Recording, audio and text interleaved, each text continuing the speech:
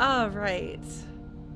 So we beat the game last time.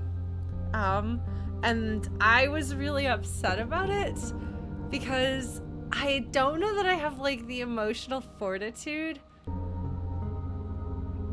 to play a game where you're kind of doomed to have things be hard and bad. You know? Like having one of those, like, no matter what you do, something bad is going to happen, but you still have to make a choice kinds of endings. There's value to that, and that is something that you can't fully explore outside of an interactive medium. So I can understand why so many games, I mean, I don't even know if it's that many games. I understand why games and interactive fiction and things, like, they like to position you where you have to make choices like that. But I don't want to have to make choices like that. It's been a really rough few years. And as some people have been playing and reading and watching things that they like already know how it's going to go so that it's safe, I just like have apparently fairly limited comfort levels for heavy things in some direction. I don't know. At least that's what I'm thinking of. Thank you for the bits, Matt. Thanks for being here. And I think also, like, one of the things that really kind of threw me is that OneShot seems so cute and sweet and innocent, and everyone talks about how much they love it. And then playing it, like, the characters are sweet and cute and innocent. But the game itself is really, really dark. Not in a like edgy, edgelordy sort of way, and not like in a like individuals are suffering due to like a lack of kindness or humanity, which I think is a lot of times when people talk about dark stories, it's gonna be like, oh no, somebody's gonna torture somebody, or we're gonna see the darker side of human nature, if that makes sense. And that's not what is dark in OneShot. OneShot is just a setting that's kind of devoid of hope, if that makes sense. That's what the darkness in it is. Also, hi Charles, thanks for coming by. Well, I don't know if you've seen the rest of OneShot. It's quite different from Disco Elysium, but it is dark in its own way. Disco Elysium is a much darker game in that sort of sense, where it's got a lot of content warning stuff going on, even fairly early in the game, as I guess I apparently am. OneShot is dark because the world is dying, and the game wants you to feel this kind of like oppressive hopelessness. Like, you're even the chosen one destined to save the world, and people are like, I mean, you're probably not gonna be able to save the world, but it's okay, it's not your fault. Even as the Messiah, accompanied by God to go save the world, you still don't, like, people still don't greet you with hope. I have not read The Dying Earth. I read The Broken Earth. Man, that is dark. And so, like, the aesthetic of OneShot is kind of at odds with it, and like, it feels like it should be this like sweet, cute little RPG with these cute RPG characters and their cute relationships, and this strange, quirky, fun little world with eccentric people whose heads are inanimate objects that represent their jobs, and things like that. Very whimsical. Like, it looks like it should be a whimsical game. The characters are very whimsical. The character designs, the character concept. Nico themselves is so incredibly adorable. But then, I mean, just like, look at this, listen to this, feel this. Yeah, this music is not. And notice, okay, so I haven't touched anything since I booted this game back up. Usually in the past, when I've turned the game off and then turned it back on again, Nico will call my name to ask if I'm there because it got dark. Now, at this point in the game, Nico doesn't know who I am because Nico's memories seem to have been partially wiped. We're looping. where Nico knows the name Lauren, but isn't sure who or how they know that name. So here I'm getting this description: Nico feels uneasy. I have to point out, like, I don't know that I have gotten narration about Nico's internal life at any point in the first run through the game. Is it still the same playthrough? But I think this is a different. I think it feels like it's like a run. I think it's a visual novel. Folks, the terminology that they will use to describe kind of a loop that you go through. I think that's right. I'm not a very experienced, not a very experienced visual novel player, so please forgive me on that. Hi Skylarette, welcome. But I don't know that we saw inside Nico's thoughts or feelings last time, other than what Nico would tell us. Now, we did hear other characters thinking to themselves, and Nico could hear other characters thinking to themselves if they had it in a dialogue box and then they were really uncomfortable. Like Mr. Lamplighter on the elevator had a moment like that.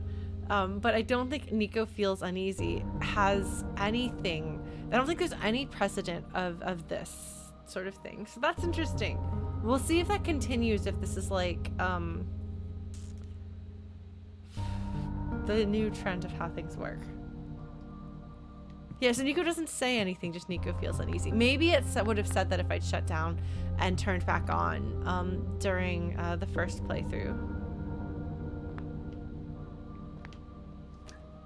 The refrigerator is empty. Yeah, so it's just describing things in the same way. The sink won't turn on.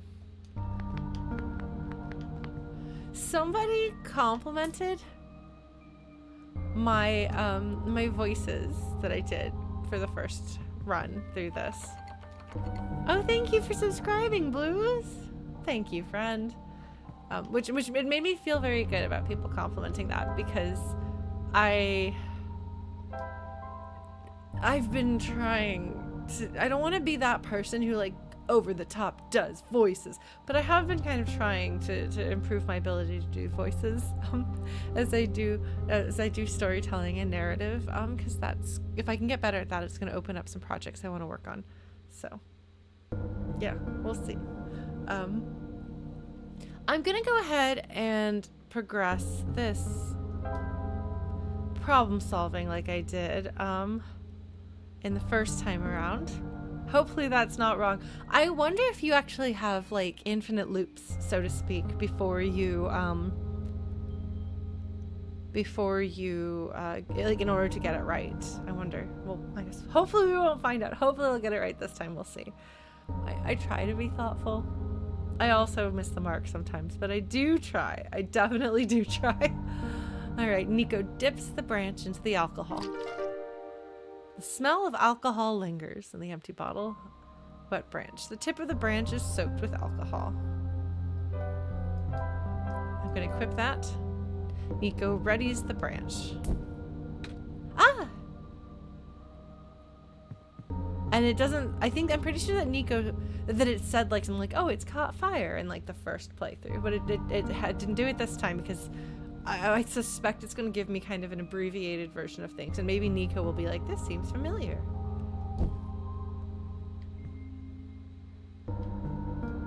The flames are dim but comforting. Ah! Something on the ground glimmers in the firelight. It appears to be a small metallic object wedged into a crack in the floor. Nico digs it out.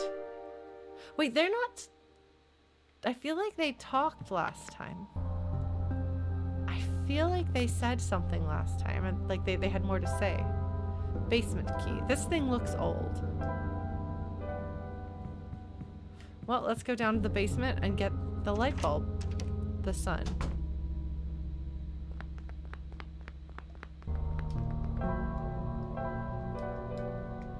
Okay, that's right. You can't run down the stairs. You can only go slowly down the stairs. I'm sorry, kiddo.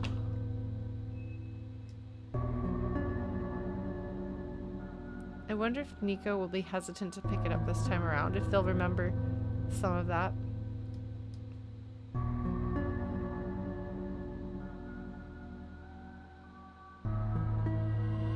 Didn't...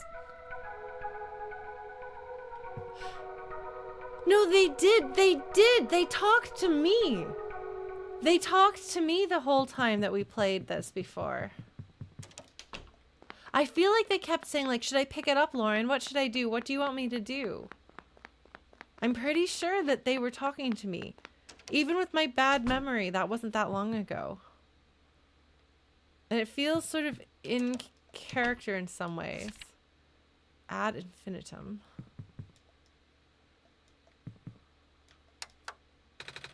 It won't turn on. Nico just woke up here. A withered plant sits here stiff and dry. Oh yeah, I got them. Yeah. A pair of luminous yellow eyes stares back at Nico. No, Nico didn't talk to me? Okay, never mind then. Did they talk to themselves? Why do I feel like there was some talking here? Well, I don't know. Maybe I was talking. I can talk enough for both of us.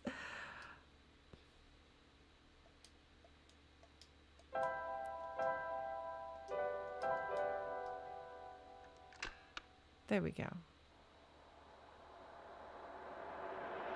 I'm really curious what the decrepit house that we wake up in is.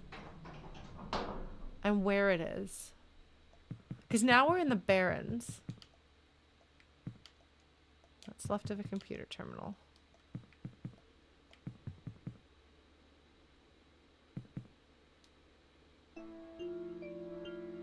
Gosh, and then once again the music is going to be like uncomfortable for Lawrence. A robot. It no longer has power. Man. Let's see if I can remember where I'm going. It's like, oh, hello, Prophetbot. Ah, that light bulb. You are here. Me? Yes. Welcome to our world, friend. I am most humbled by your presence. Yes. Thanks. Sorry, I'm a little lost. Ah, right. Allow me to explain some things. Oh man, Kentucky Route Zero is a game I feel like I wasn't smart enough to get it. But really, I think it's just that it's more abstract than I think. I think I do pretty well with concrete games and concrete storytelling and things that I can map to real world experiences that I can relate to. Even if I don't understand the direct cultural references, if I can understand like the things about human nature or art or whatever that's being conveyed, it's much more comfortable for me. But Kentucky Route Zero was operating at a level that is not comfortable for me. So I really struggled with that. Parts of it really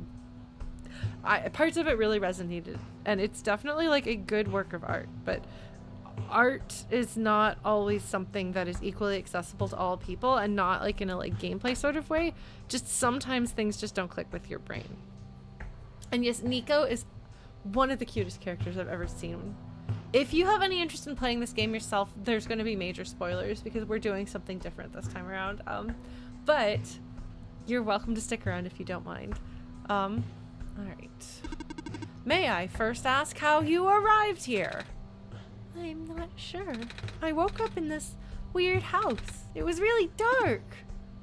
Oh, so you woke up in an unfamiliar dark location. Mm-hmm. Just as my prophecy foretold. Yes. You are the savior we have been waiting for. Sorry, I have to read it with all capital letters. You will be the one to save our world from eternal darkness. I will now provide you with vital information. Prophetbot is so excited. Please ask me anything. I like that we have seen Prophetbot's character design, the conception of Prophetbot. And I have to like draw a connection to the Neverending Story.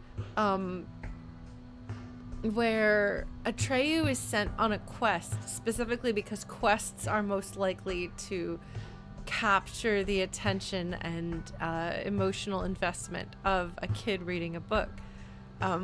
Prophetbot is not designed in such a way that is like, it's not essential for a Prophetbot to look like this and have this like flowy scarf thing or whatever.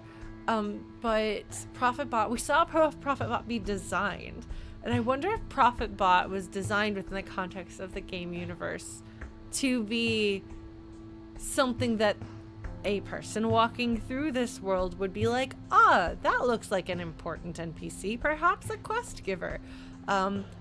Because OneShot seems to be, it's digital, it seems to be inside a computer, so it could be the author's computer, or the author could be the person who created the game, in a sense, and OneShot could be the game itself, in which case they've done a really interesting job of kind of bridging the fourth wall.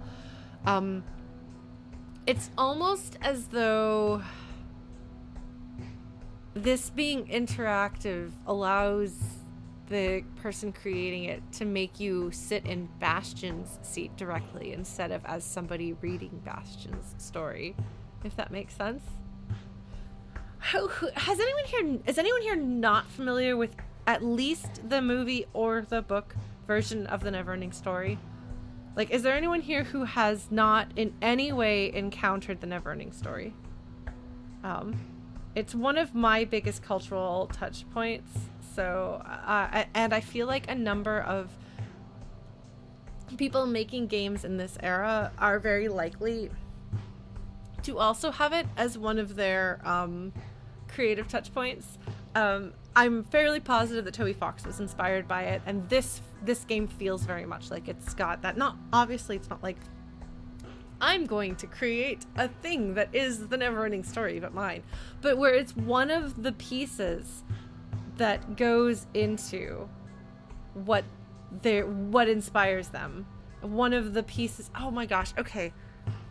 We should just do a Flutie Pies watch night of the Neverending Story. It is my favorite movie of all time. It has been my favorite movie of all time since I was a small child, and the only movies that have ever come close to threatening that are The Princess Bride, which is one of the most perfect movies ever made, and the 2004 live action edition of Peter Pan. I feel like so much of what I'm talking about, I feel like these games are in dialogue with the Neverending Story, and so I want to assign everyone to at least watch it because it's much faster than reading the book. Although you'll get a lot. The movie is like the first third to half of the book, and then there's other stuff, but the other movies are bad. But I feel like I want to be like, for media literacy's sake, for your ability to engage with these stories, like, it's helpful to know what I think they're in dialogue with, so you don't just hear me rambling about it. Also, I selfishly have a project that I've been working on off and on that is my answer to Deltarune and the Neverending Story. But long story short, the Neverending Story is kind of about like layers of, there's the world of imagination and the characters in the world of imagination and the character reading about the adventures in the world of imagination, and then you, the person, reading about the person who's reading about the world of imagination. And so they're all part of a Neverending Story in which somebody is like, and you, the audience, this is where the thing that I was writing actually brings in streaming, because I was like, well, I can write what I know, right? That there's another layer where the observations from the audience actually are part of the story as well. It's a long tangent thing, but okay, well, I will not assume that everybody knows the Neverending Story, because it turns out that most folks here don't. All right. Well, I will force everyone to watch it before Deltarune Chapter 3 comes out, because I'm pretty sure it's going to be relevant. But I'll talk about it a bit here. I've read some. I can't think of names because I am thinking on the spot. But the thing is that magic realism was not an influential literary genre for me. I didn't sit down and say, "Oh gosh, I read so much magic realism. Now I want to write it." Magic realism is the natural form that stories coming out of Lauren take. Like, I sat down and started writing fiction, and it was magic realism. That's like the like people will say like, well, you can't actually call it magic realism because you don't actually come from like a Latin American background. To which I say like, okay, well then give me a different term for it. But there are a number of cultures around the world that have elements of magic in that way. That are just an intrinsic part of how they view the world. So Russian literature and Irish literature both have a higher likelihood than average of having magic just naturally interwoven, because there's this way in which the supernatural and the natural coexist in their worldview, where it's not necessarily required to make a distinction between the two. And so that's why I write that way. It's not like, if I were to say like what is the fiction that I've read that was most inspiring to me, a lot of it will be like children's fantasy of the 70s, 80s, and 90s, and science fiction of certain types. But magic realism is not actually a literary field. It wasn't one of my areas of specialty when I was a literature major, actually. But it is the genre that I write because that is who I am. It's not universal in cultures. There are cultures in which it is common, and there are cultures in which it is not. And in the cultures in which it's common, a distinction is not necessary between realism and magic realism. So I've actually spoke to a Latin American writer at one point where he was kind of challenging categorizing things that way altogether. Whereas like mainstream white American literature and literary scholars see a very clear delineation there. But that says something more about their culture and the need to distinguish between fantasy and reality, and the lack of willingness to suspend disbelief in reality. I could go into that. That's a whole long thing.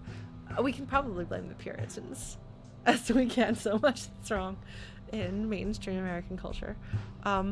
Anyway, I'm sorry, that's a tangent, but I do have a lot to say about it.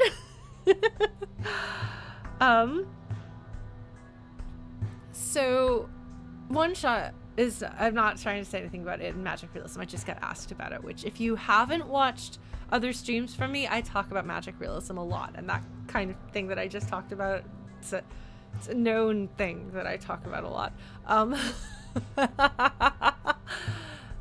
But in the case of OneShot, what I feel like they're probably doing at this point now, I've been kind of getting Neverending Story vibes for a while, but in Neverending Story, the book that you are reading, the character in it is reading a book called The Neverending Story, and things are happening in that book. And over the course of the story, the book acknowledges him in a way that is very uncomfortable for him, but the book needs him to come in and save a dying world. And so it uses story to pull him in.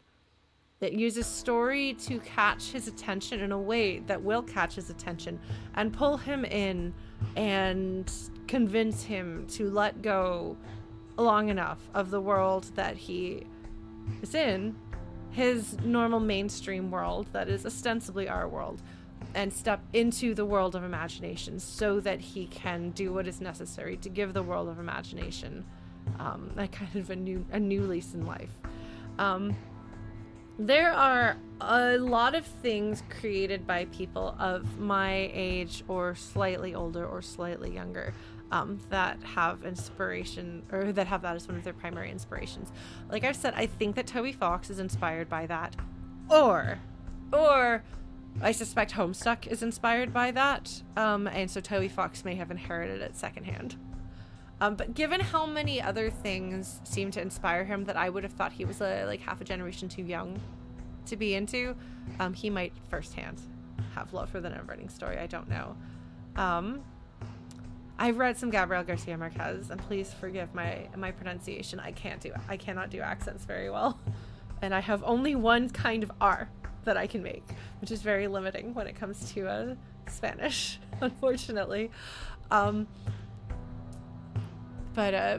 in this case, I feel like this game is more explicitly doing something Neverending Story-ish, where we, just as the characters within Fantastica, Fantasia, Fantasienne, just as they actually start talking to Bastian, who is reading the Neverending Story. He is the normal child reading the book that then starts talking to him. Characters in the book will turn and say, Bastian, please help.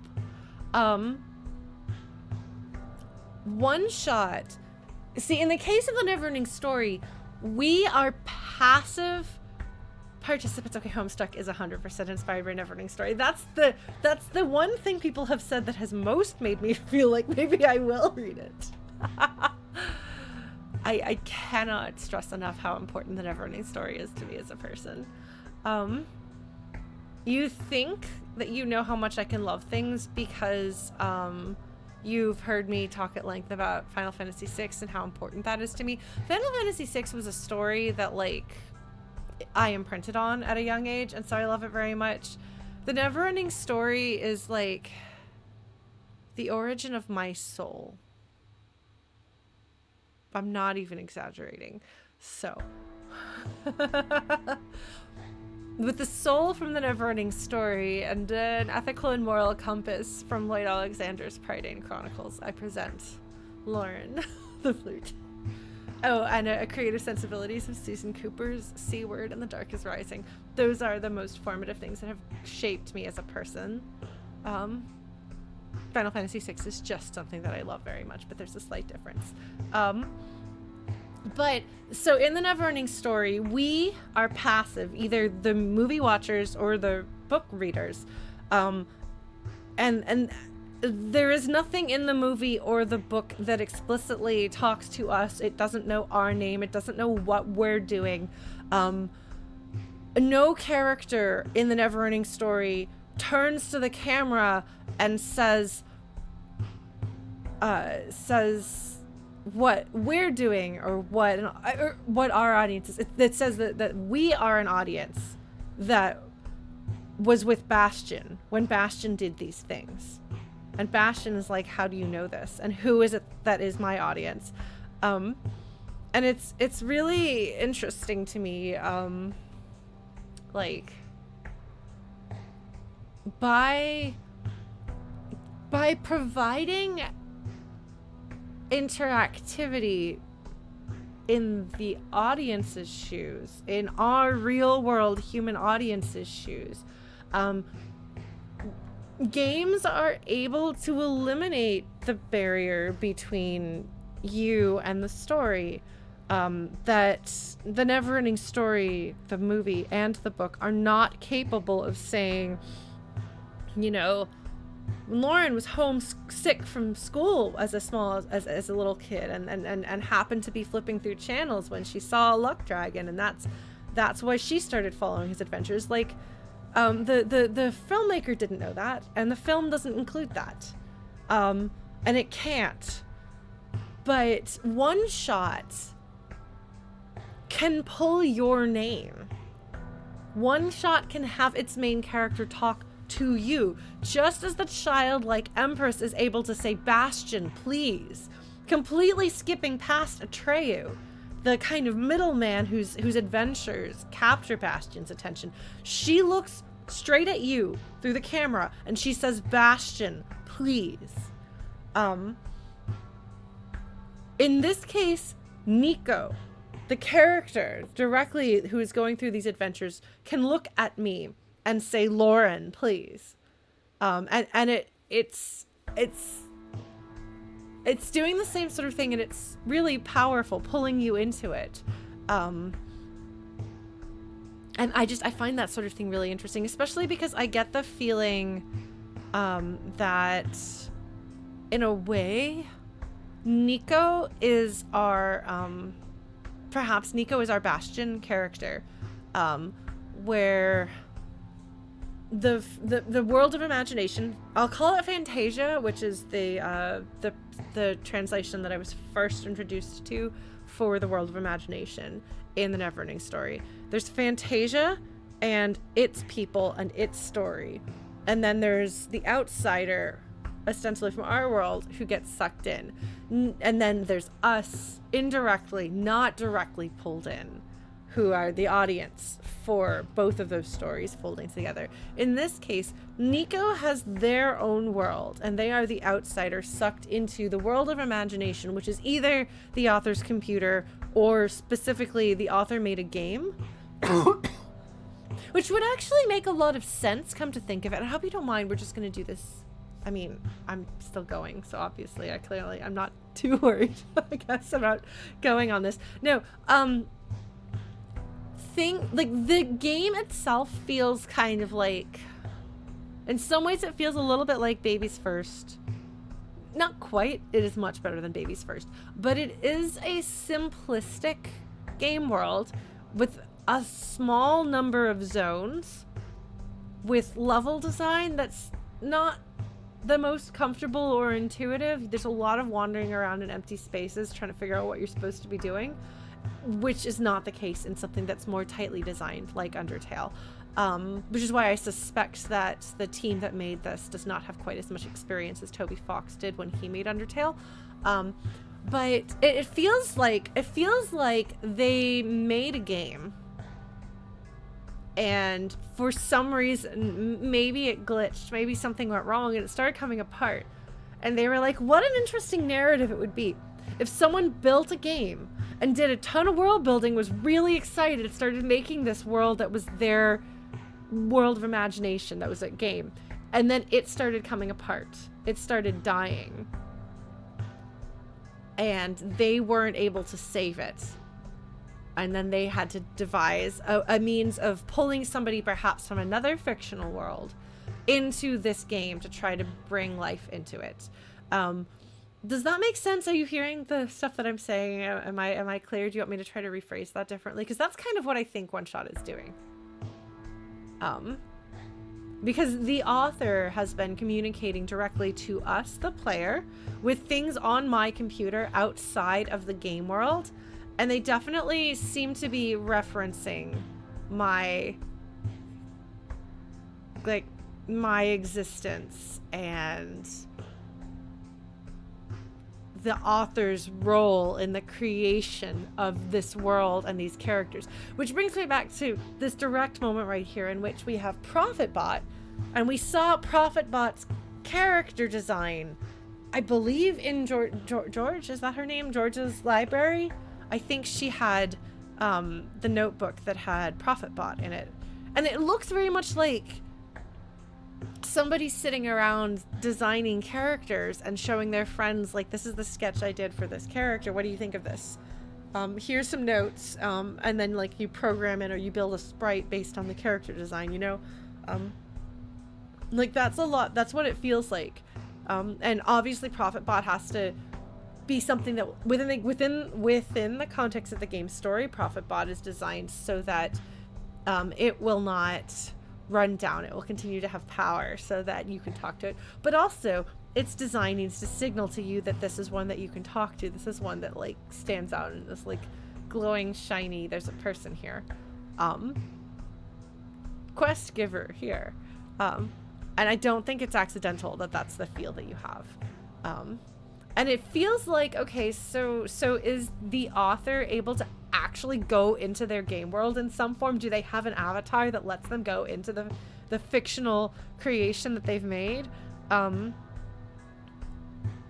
that's why they're able to make so much else, is that when the game's not booted up, they can write stuff on the outside and then put it in and be like, look, I built more lore. Because they're always he. We know the author is a he. I'm pretty sure they've used he, him.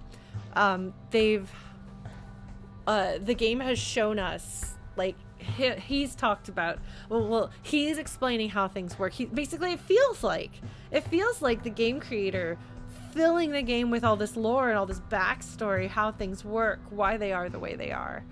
And he has this avatar, and he has a flying machine that he uses to get between levels, because maybe he created one specifically for his avatar to make it easier for him to get around.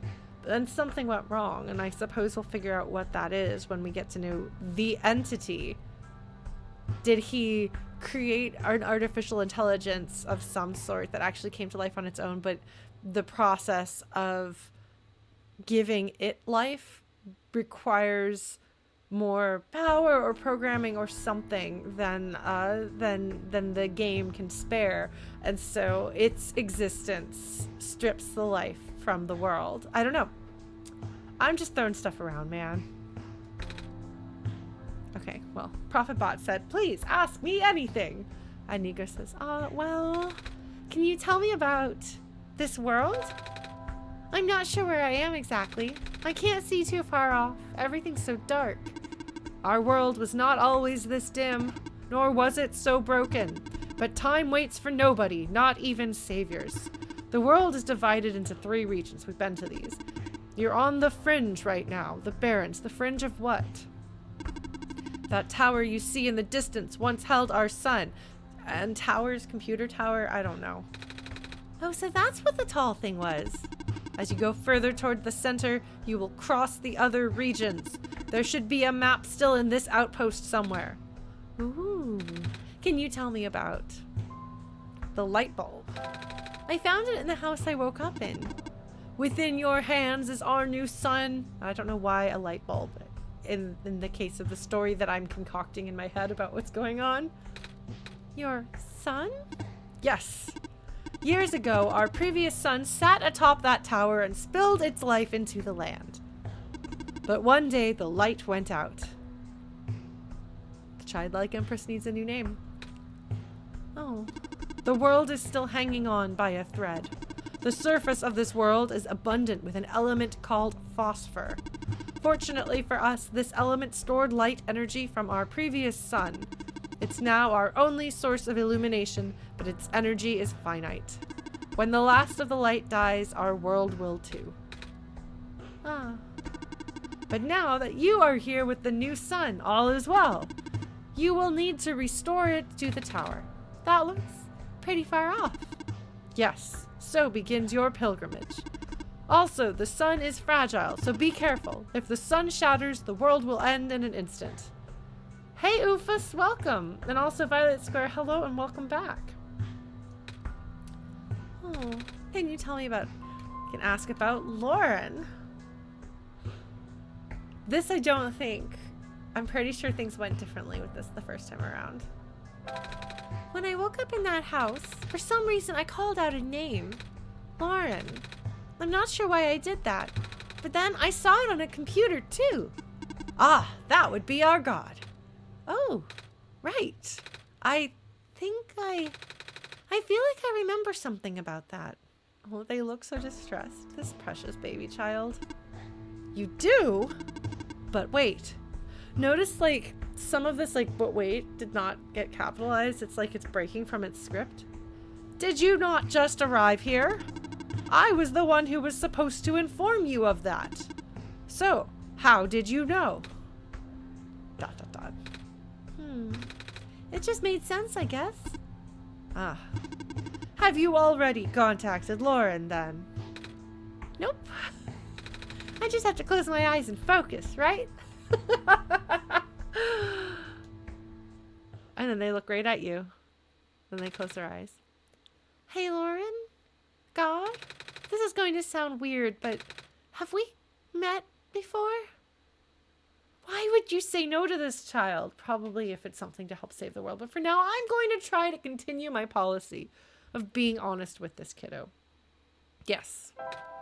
Ah, but I don't know who you are, though. It's just a weird feeling that I have. Oh, I bet I'm just being silly, aren't I? Sorry, but it's nice to meet you, Lauren. My name is Nico.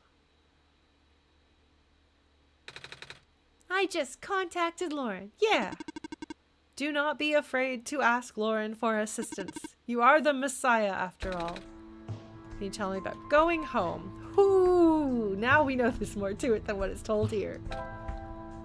Oh, I don't mean to be rude, but I'm not sure about this. I still don't know how I got here. I was just with my mama a few hours ago, and now it feels like I'm in a bad dream. I just want to go home. Your mission is to save our world, just as my mission is to tell you about our world. I am unable to help you beyond my programming. I am sorry. Oh. I think that's all I have to ask for now. Excellent. I wish you luck. All right. Now we're going to see how well do I remember what I am supposed to do here. I did just play this game a few weeks ago. All of us looks the same. This box looks interesting. I wish I had something to pry it open with. Right, I need a...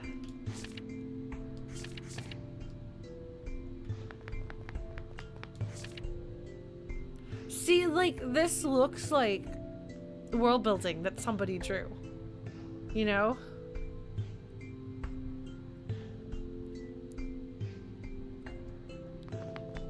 It has that, you know, handmade, unofficial look to it.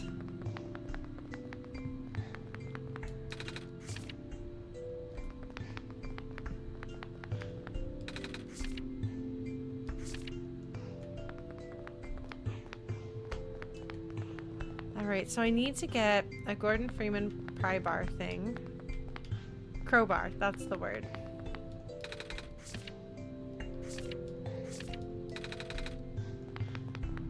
Okay, I need to go get some stuff. Alright. Is this a thing? No.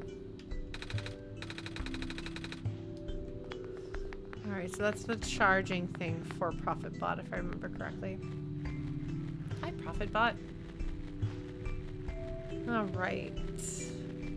How much does Lauren remember?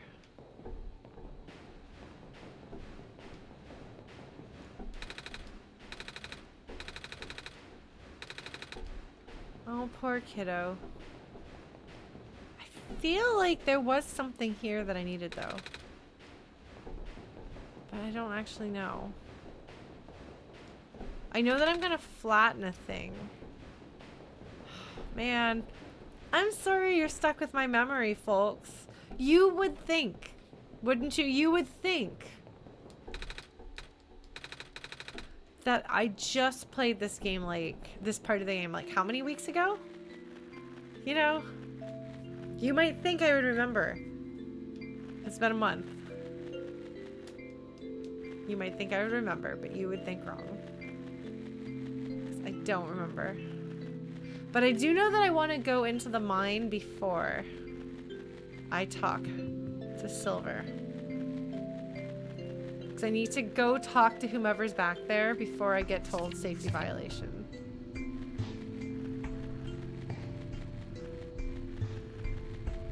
But I don't think I can get to there yet.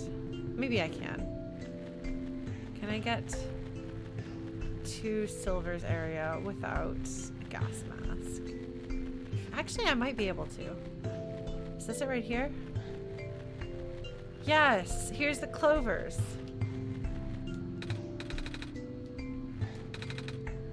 Yes. Okay. Well, hopefully I don't get this kiddo killed.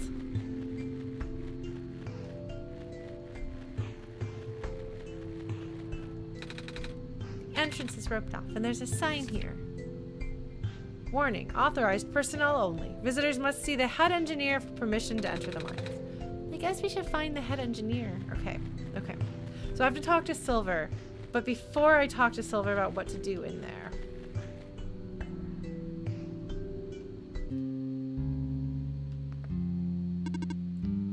The light bulb. So, are you the Messiah? That's what I've been told. I expected someone taller. Or at least someone that doesn't look like a kitten. That's what you are, right? Some sort of cat? Nuh-uh.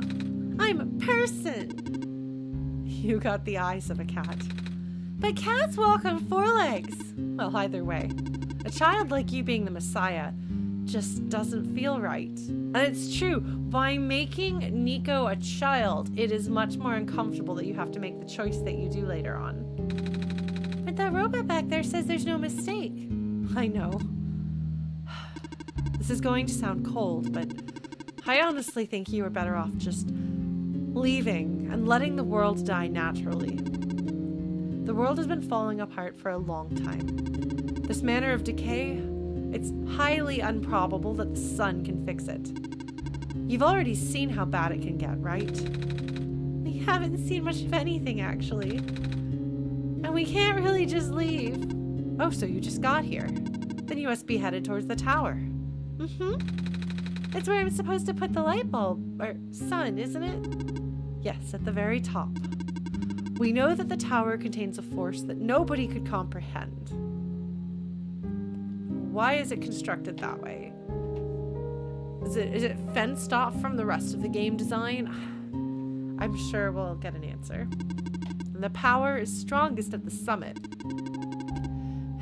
Maybe it will send you back home after you complete your mission. No, alas. Oh, don't take my word for it, though. I'm pretty sure I had done some things before I talked to her last time. Wait. I saw you heading towards this direction. The mines have been abandoned for a long time. I cannot guarantee that it's safe. If you must enter it, it is my duty to accompany you at least once. Oh, thanks. I can't go in there without talking to her.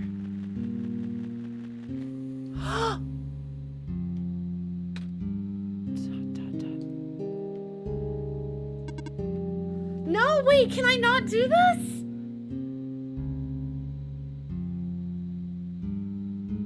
But there's no way in without her permission.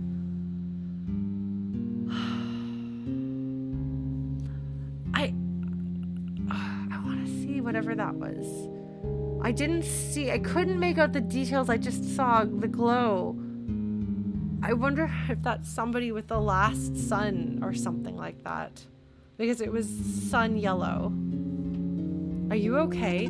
You were starting to black out. I saw something. It was like a really short dream just now. Oh? I saw something like a robot with a yellow eye. That's strange. Are you sure you're okay? Yeah? You know, now that you have mentioned it, there is a robot who always insisted on going back to the abandoned mines, despite how long the mines have been in disrepair. I hope he's okay. He doesn't look broken or anything, but I didn't really see him, you know? Like I said, it was kind of like a dream, and he was up close. Sounds like some kind of visual glitch. Or hallucination. Whatever it is that living beings have. Does the robot you know of have a yellow eye? I don't think I've seen any other robots like that. I would not know. I never met him myself, only heard about him from a friend of mine. This is, I think, more information than I got last time. Your friend, huh? Hold on. Something in my pocket is... Ah! This is second playthrough. So I've got cat fur in my mouth. Thanks, Sophie. Oh, yeah! Oh, okay! Oh, my notebook. That wasn't glowing before. What is this? That was going to be my question. Where did you get that book? Oh, it was with me when I woke up back at the house. I didn't really question it at the time. I flipped through a couple of pages, but I didn't understand a word. Is that just something messiahs are supposed to wake up with? No, I have never heard of anything like that. But I know who wrote the book. Oh? However, I've only seen his books with a black clover on the cover. If he went through the trouble of putting yellow phosphor in it, and the fact that you woke up with it in the first place really has me intrigued.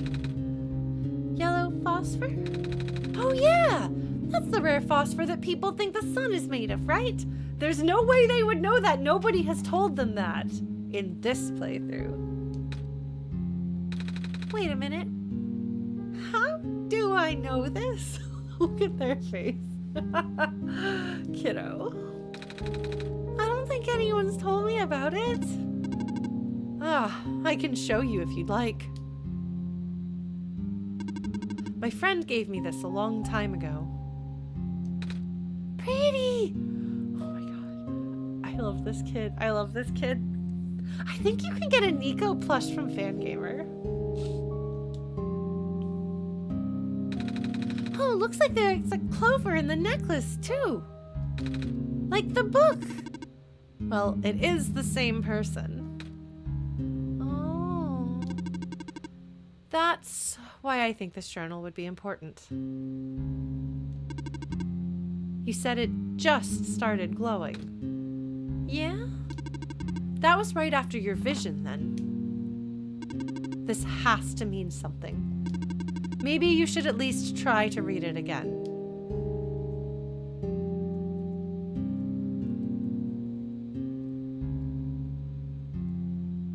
All right, document.OneShot. Here we go. Dear blank. Message to you, and I'm afraid I must make it brief. I have left you a journal, part of which is written in a language that we didn't know what to do. I've also left you something, a mask.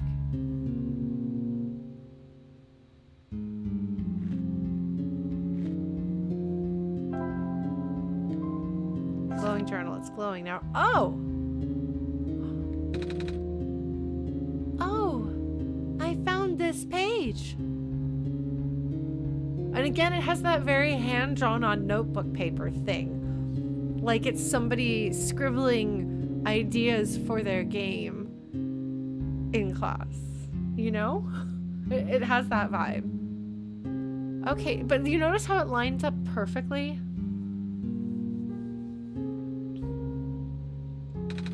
It looks kind of like a drawing of this room. Maybe it's telling us we should come here, which we did already. Thanks, Nico. So it looks like we're on the right track.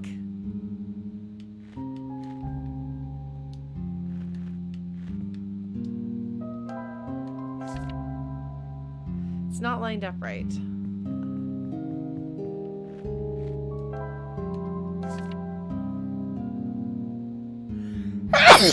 Sorry. Okay, so I need to be... Oh! I bet I need to stand on the clover. Yep. Huh? Oh my gosh, amazing. That is a pun. On the right track.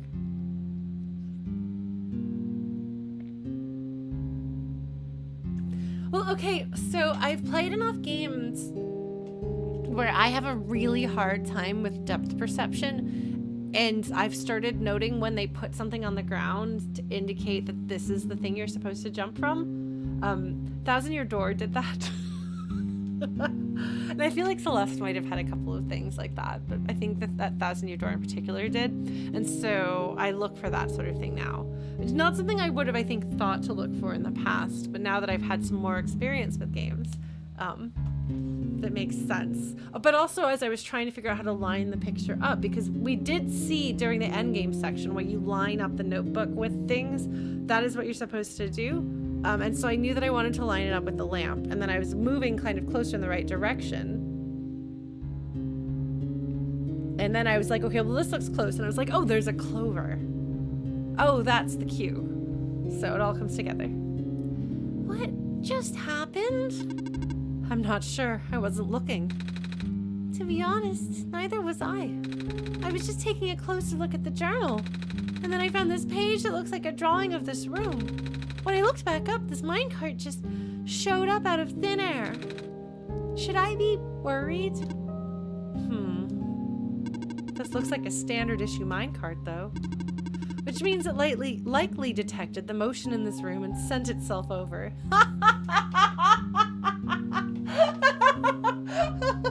So speaking of magic realism, and how in magic realism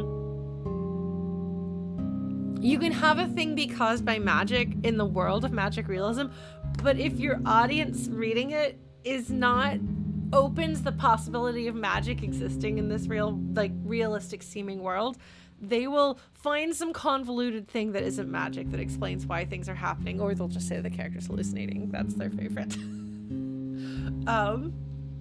So instead of being like, that's weird, this thing just magically appeared, they're like, there is an in-game explanation for how this could have happened. Teleporting minecart disease. Super science. Maybe. Oh, that does make sense. I'm just surprised it still works. Guess that means we'll have a working vehicle now. Not sure why you would want to visit the deeper mines, but if you wanted to, we now have that option. Is the minecart even going to fit both of us? You're little, Nico. No. But I wanted you to come with us. I know I've got Lauren, but honestly, this place gives me the creeps. Oh, I can still come with. Oh, you don't need a minecart because you don't have to worry about safety violations because you're a robot. Is that the case? Dangerous. I would just have to follow along on the rails. Is that safe? I wonder if we're going to have to sacrifice characters in this game world to save Nico. But doesn't it look a little precarious? The magnetic rails can hold me in place. It's only ever dangerous to walk on if you're an organic being. Which you are. Gotcha. Oh man! I'm so excited right now, folks! That's like one of the things I was so upset. I thought I'd done it out of order, and it just turns out you can't do it your first playthrough. But I did it. Because it's not my first playthrough. How exciting. It's another one of those shrimp jars. I'll be waiting here if you need me. There's a little gadget on the ground. It looks kind of like a camera. All right. Well, folks, are you ready for some Minecraft? Mine-carting? Cart mining? Vroom vroom cart-a-clock? Nobody should ever let me name anything. I'm worse at it than AdScore. All right. We're gonna do this. See if we just walk on this thing or what.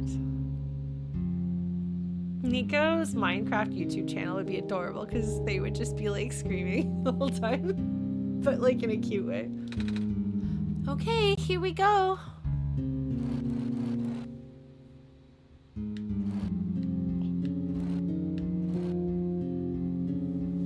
I have played Minecraft. I was not very good at it. Partly because there's a lot of caves and fire. Partly just because I don't like playing things without forward progression, like story-wise. So I liked Terraria better because there was a more cohesive forward movement. Yeah, well, I also really didn't like how Minecraft had the ability for monsters to spawn everywhere and for creepers. If I could just have turned off creepers, that would be fine. I just don't want things blowing up. I'm like, if I'm here to build a thing, I'm okay with a little bit of risk. But not just like blow up all the stuff I'm building. That sucks. So, yeah, I would try it again, but I prefer Terraria. I know, but it's not that I want to disable all monsters. I just don't want creepers. I like there to be like some degree of like, now we're gonna go fight monsters as we adventure off into the deep. But unfortunately, at least on the Xbox 360 version, which is what I played, you couldn't just toggle creepers off and only creepers. The girl that I was dating earlier this year was a Minecraft creative person, and she like did all these really cool designs. Apparently she and some friends started like a geocaching thing, and so she built their headquarters, and it's like a giant treasure chest. It's really cool. So I was delighted. Like, it's really cool, the creativity that people have. Like, at one point she was like, I looked at a bunch of Wild West houses, like in like Wild West style architecture and photos, so that I could design this Wild West style place for my Minecraft thing. And I was like, that's so cool. How neat. We're still friends. So I can appreciate the coolness of her cool Minecraft ideas. It's nice to have friends who do cool things. All right, let's see if I can talk to Silver. Hello. Do you need anything? Nah. Okay. That's really cute. Oh, wow, yeah, she's just like walking across pits. Hello again. Hello. That's really cute. I really hope she doesn't die. Look at her hair moving as she walks.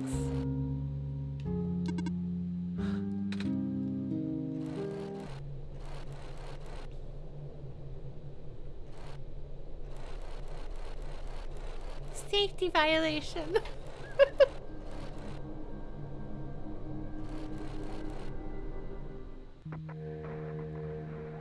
I do not recognize this place in the protocol.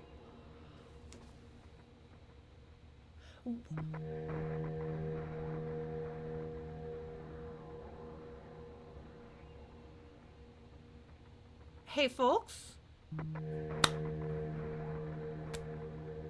The narrator is talking about what's happening and speaking in first person.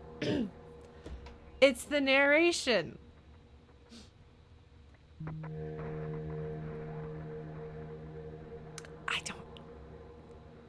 I don't think it's done that before like this. I think this is stepping over a line that we haven't seen stepped over. So the narration may be the entity. We'll see. Anyway, I'm pointing that out because that's interesting.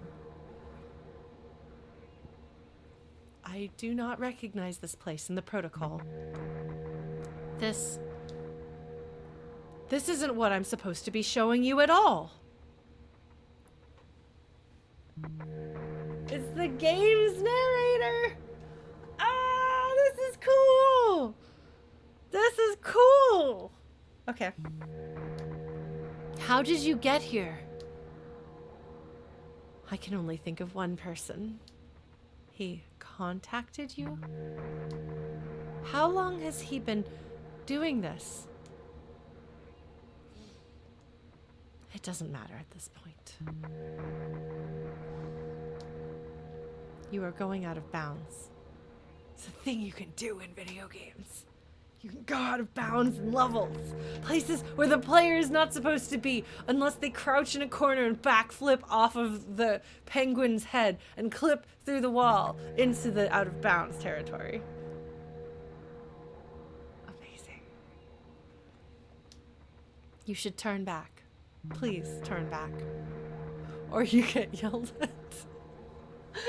The green screen starts glitching and then you die and wake up back where you're supposed to be.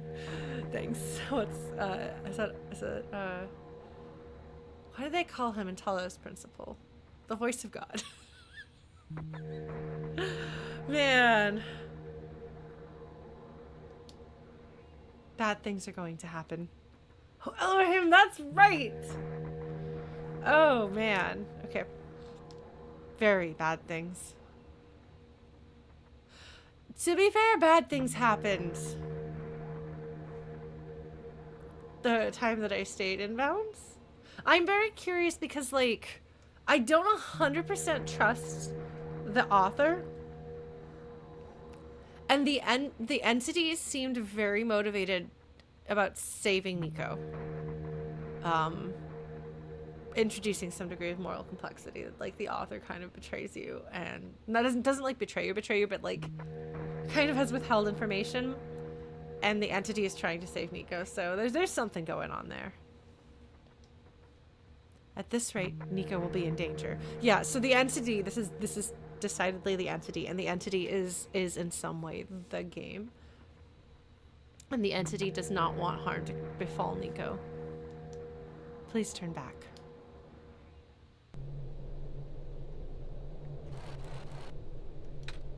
Oh. What's wrong? I have a bad feeling about this all of a sudden. Feels like I should not be here. Do you want to head back then? I don't know. What do you think, Lauren? Should we head back?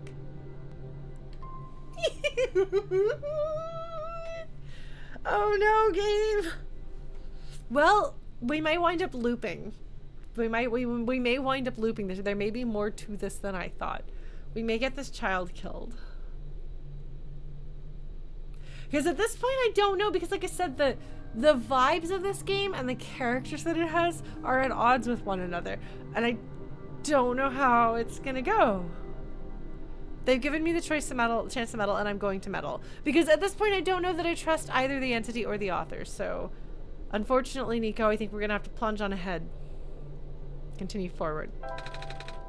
Lauren says we should keep going. All right.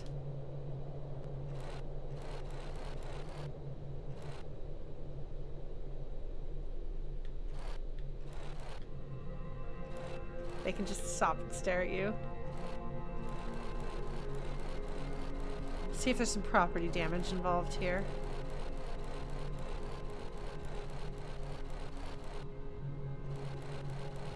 She gets further behind the longer you go. Oh, Envy. Okay. Well, I only played it on the Xbox 360 a million years ago, so I don't think we had the option to do things like that. It was much more limited than the PC version.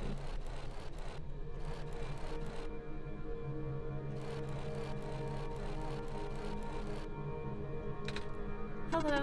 Do you need anything? No. Okay. I just have to let her catch up. Oh, the cart stopped. Looks like this is as far as the tracks go. So, where are we? One of the old observation rooms. Looks like it's still mostly intact. Oh! What? Huh? The terminal just reactivated. But the power was cut off so long ago. Weird. Maybe it runs on battery? No, that's not it. Whatever it is, I need to investigate. Okay. Will you be okay by yourself for a bit? Don't worry, Lauren's with me. I would never let any harm come to this child. All right, stay safe. There's gonna be some danger to me, or isn't there? Some sort of computer. Oh. That robot has a battery charger thing here. How's it going? Not ideal. Looks like these terminals are running on a completely separate power source. I can't really recognize any of the data formats on this terminal either. This is all new, or at least encrypted. I will need to analyze it through my own system. Might take some time, so you don't need to stay. I hope she doesn't get glitched horribly and turn into some demonic nightmare version of herself. Some sort of small machine. I wonder what it does. I can feel my hair standing up a little. It's a battery. What's written on the side? Usually I feel like there's a name written on the side of these. The shrimp bucket. Okay. This looks like an old version of Prophetbot, but blue instead of red.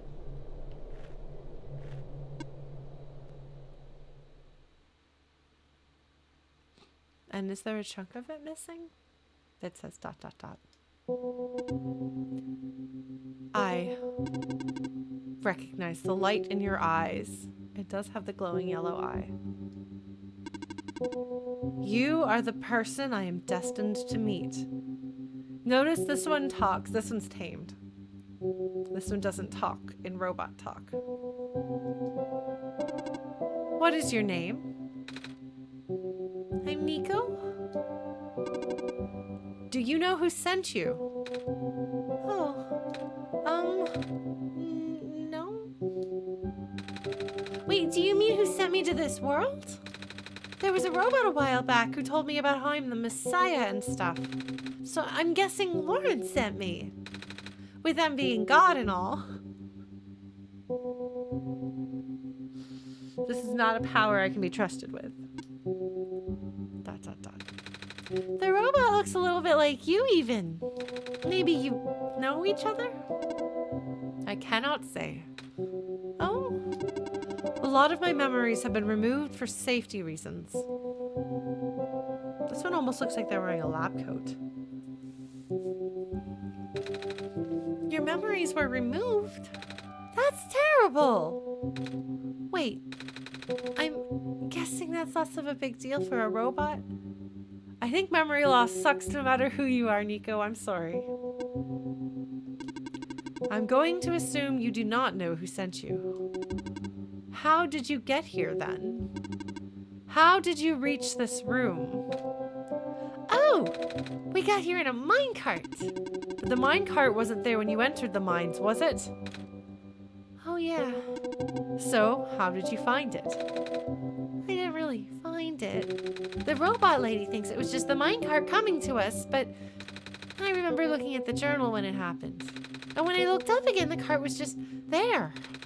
Poof, just like that. Interesting. Please show me this journal. Okay. ...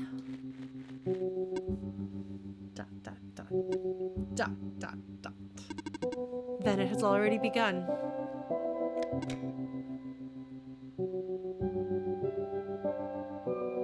What? Is there something on your head? Here. What is that? I'm entrusting you with my main memory disk. You have passed the first test by showing me the book. Now you will need to find a way to install the backup. Before you do that, though, someone else is with you, right?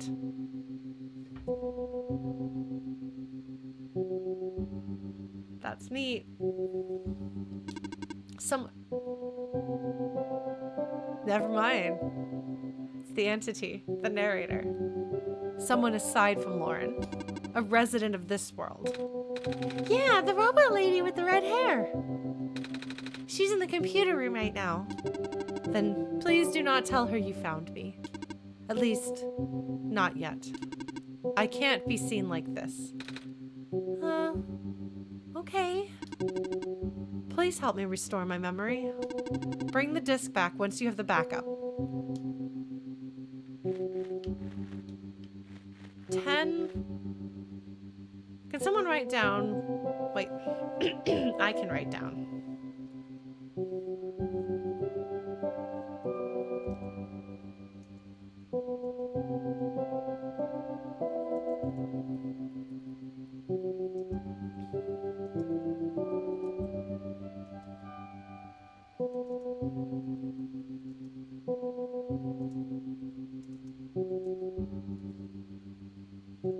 You never know.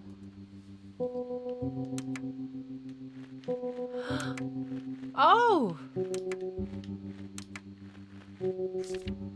Residential tracking machine. For reference, an explanation of the symbols. Cross. Medical units are assigned to this building. Robot. A robot is assigned to this building. Electricity. A power cell is assigned to this building. Oh! Prophetbot 0 backup system 1.0. Please insert disk. Yep, that's a computer. All right. So just to go over this again.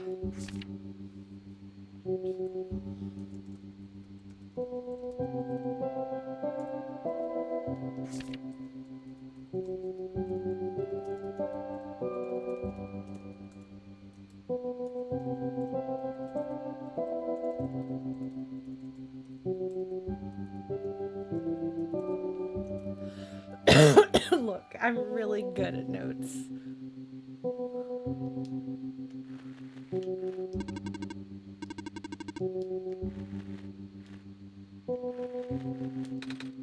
How is it going? This observation room isn't for the minds. I've actually never been into this particular one. Really? You recognized it at first, though. They all look the same. Fair enough. I did find something interesting, though. All the databases seem to encode video feeds. Right now, I can see various places in the Barrens. The outpost, the residential areas, even my own house. They're all shot from a top-down perspective, too. Which means the cameras would have to be in the air.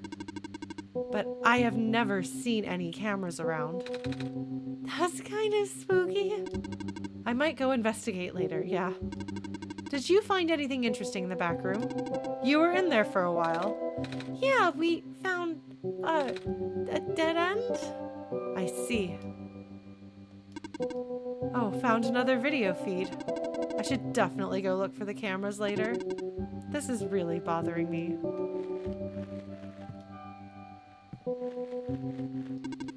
Okay. Okay, so this is clearly the battery backup for Prophetbot 0. She is seeing the views of the game world.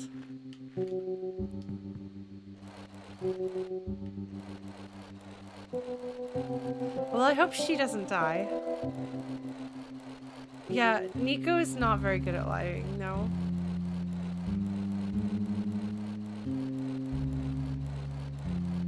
Just boop, boop, boop, a doop.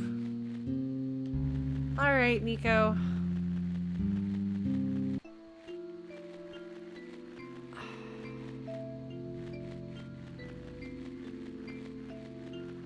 What was the code again?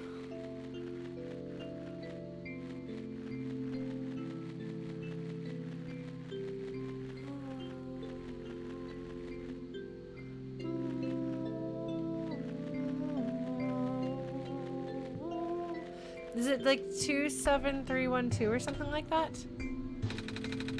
Oh.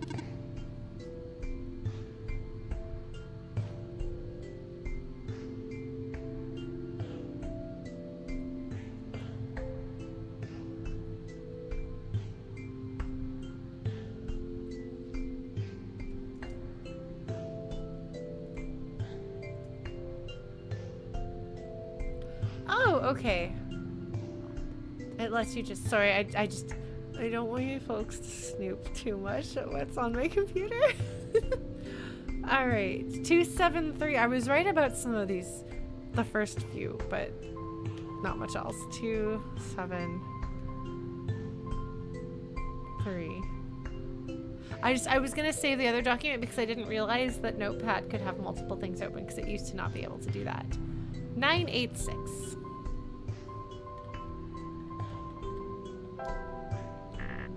Wait, that wasn't it. Did I do it wrong? 273986?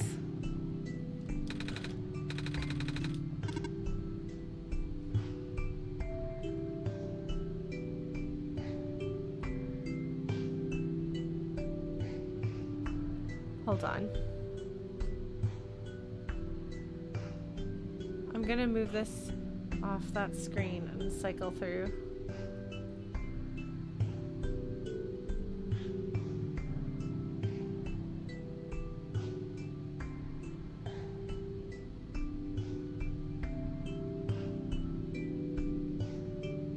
Yeah, sorry, some of these documents aren't things I want to be visible.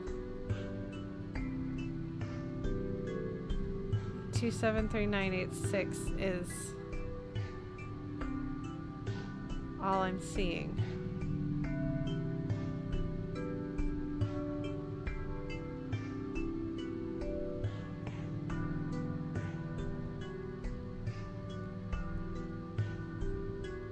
Let's see.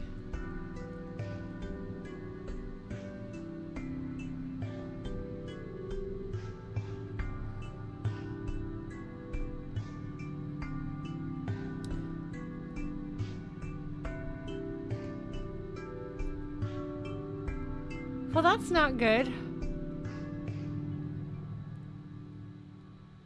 273986. That's all I've got.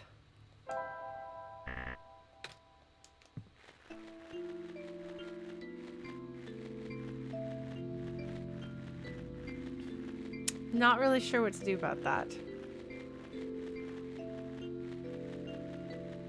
Unless it made a new document.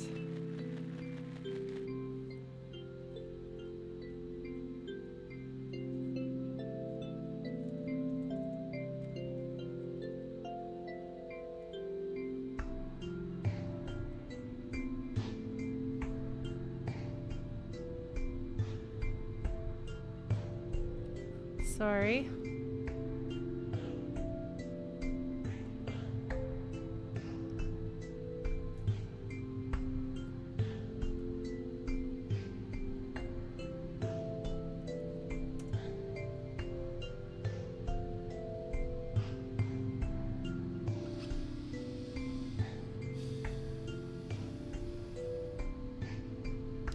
Nope, that's the only document I've got.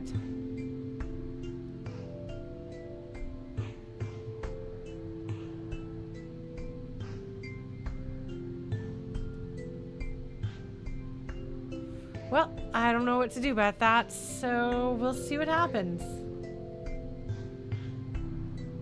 If anyone has any ideas about what to do in that case, please do let me know. Lauren, there's something in the air here. It hurts to breathe.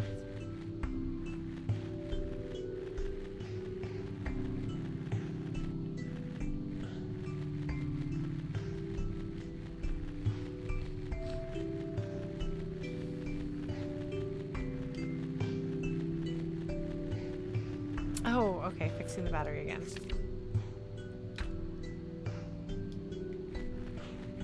Okay.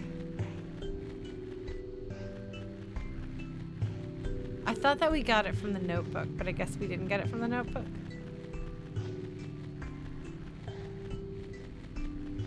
Okay, well that's fine. I'm gonna make this smaller because it's so bright on the screen that it hurts my eyes. All right. Where do I get the crowbar?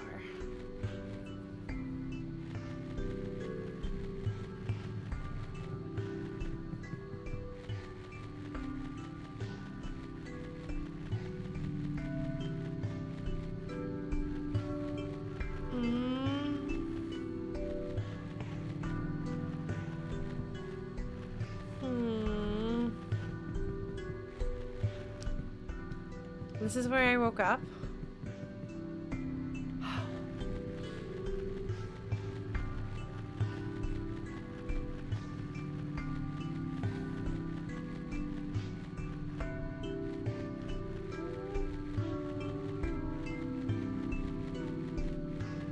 Wait a minute. There's not a robot?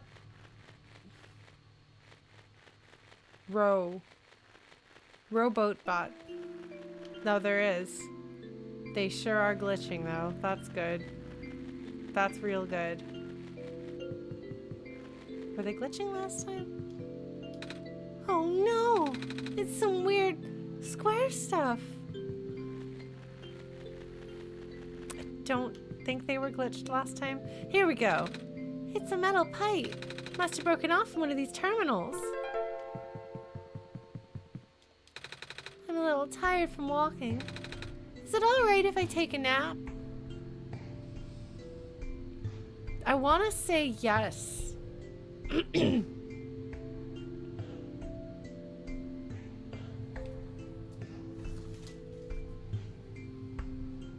Sorry for cheating. Is it okay to let Nico take a nap here? Yes or no?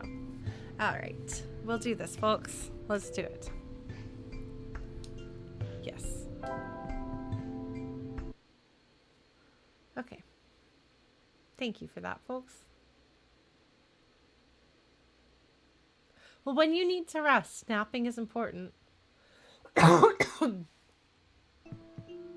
Oh, what? They didn't have a dream. No dreams this time.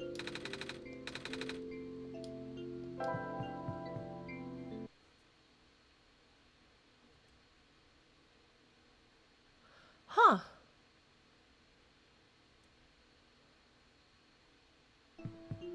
Yeah. No dreams this time. Okay, well. That's interesting. That is definitely different.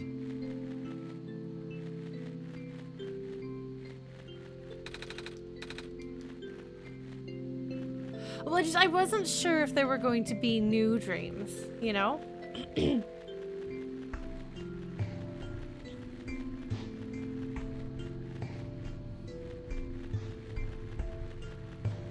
I think I flattened this pipe with the machine. Travel to the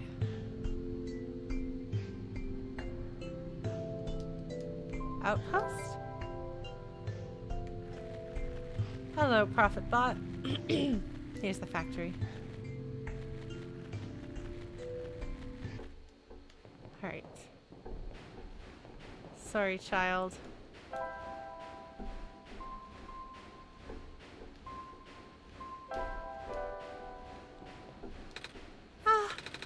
Do you want me to crush the pipe in here, Lauren? Oh, but I don't want to get too close. That was scary. Alright. I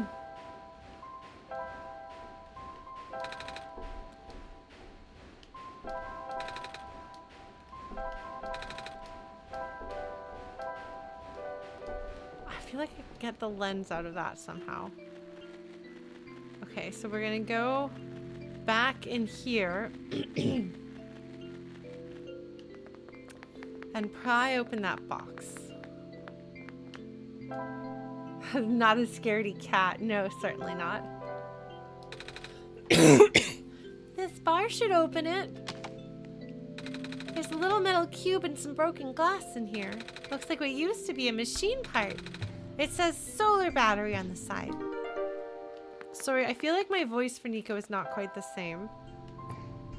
But I can't combine those.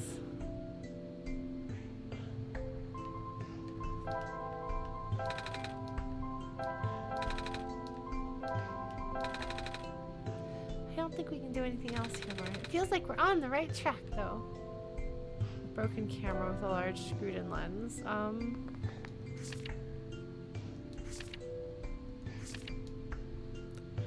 See if the lens on the front side has not been dislodged during transport.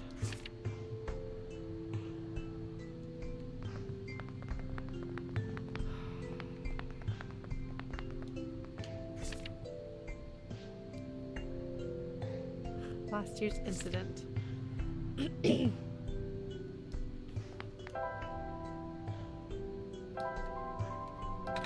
Oh no, I think I get a screwdriver somewhere, don't I? Do I get that from Silver's house? I think I do.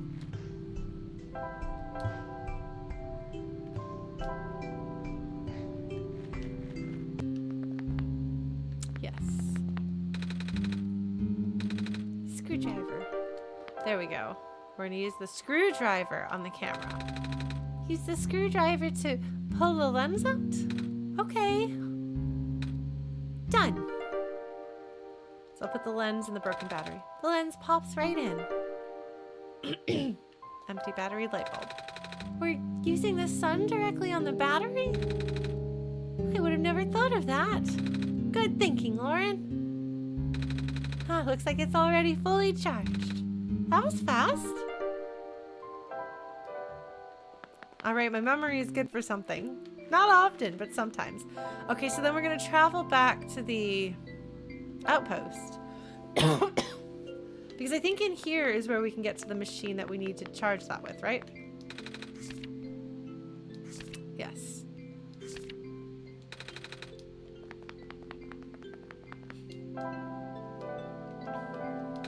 Let's hope the charged battery does something.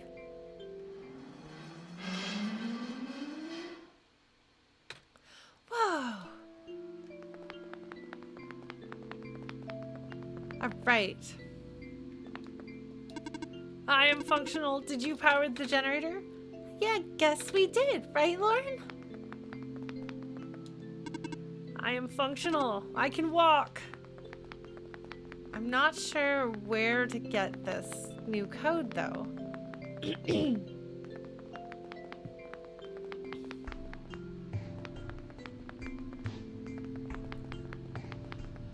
Is it talking to Prophetbot?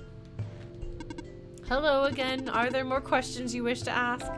You tell me about Barrens. It's so empty here. That's why it's called the Barrens. Are there any people living there besides robots? I do not know. It was not built to wander. Stand here. Not been tamed. That's right. There was no time. The prophecy. Savior will arrive from another land. The prophet predicted this. The Savior will wake up in a strange house, find the sun, and illuminate the world. You are the prophet. No. It's built into my programming. My programming is what guides me. It's interesting because, like, the robots are programmed in this way.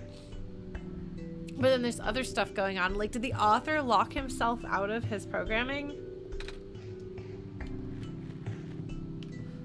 So I'm going through this to see if there's anything that's different in the context of having beaten the game. Ish. How tall is the tower? I'm not allowed to answer. In time, Lauren will know what to do. Okay. All right. How do we figure out? I don't know.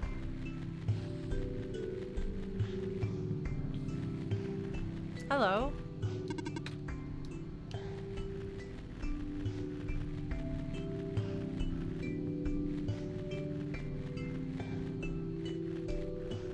Are you still covered in dots, my friend? Good night, Oofus. Well, thank you for coming. Oh, that guy is still covered in glitches. That's not good. I got stuck here the first time through? Okay. Did I wind up having to put on my chat hat for this? And then last minute figuring it out?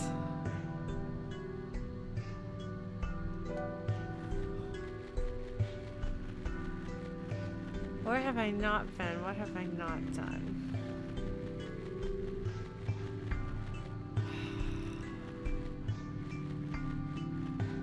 What have I not done?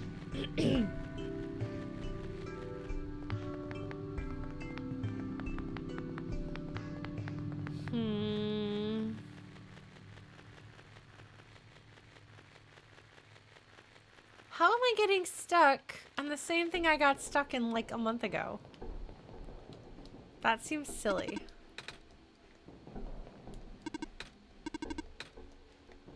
I love how like they say these inane things and Nico talks right back.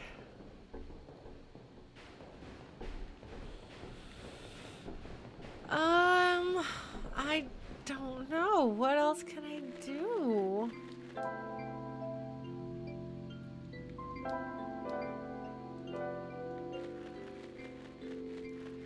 What did I forget about?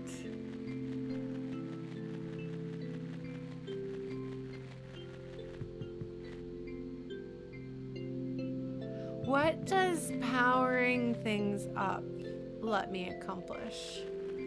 Well, it wakes up the robots. Which then does what? The robots wake up and... Hello, minecart. Something else I can do. Oh! Is it the computer? The screen says documents. I can't seem to make the computer do anything else. Alright, well I knew what that meant last time.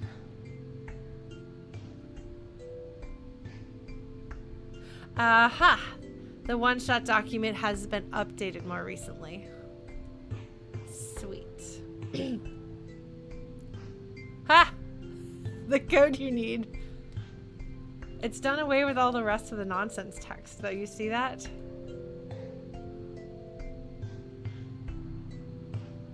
You see that? That's interesting. Try to move this over here. Yes, everyone's very impressed.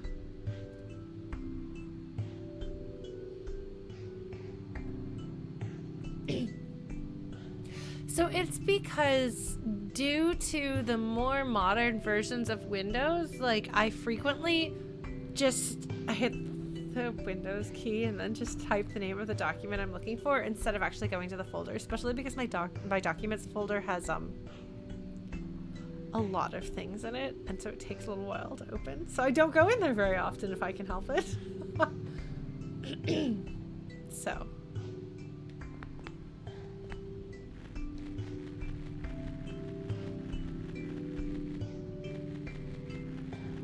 So that means that the computer messaging is...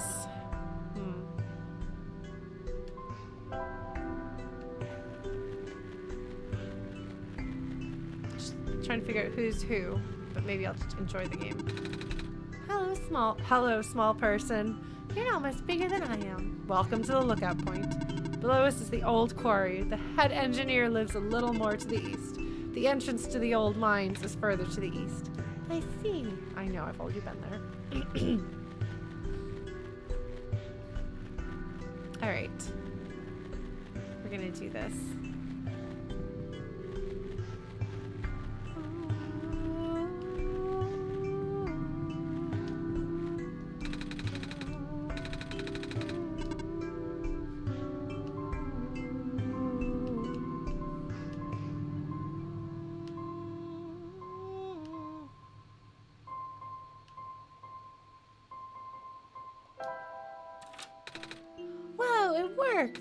Wait, how did you know the code, Lauren? I still don't remember seeing one. I had some help. Really? From who? Don't worry about it. Okay. What's in the safe, Nico? Oh, right. Let's see. Ah, I found a gas mask. I don't know, there's the squares. What is that? Oh, you're supposed to not go talk to her until after you've done a bunch of this stuff. So you can say, oh yeah, I have seen the squares. But we hadn't seen the squares when we talked to her.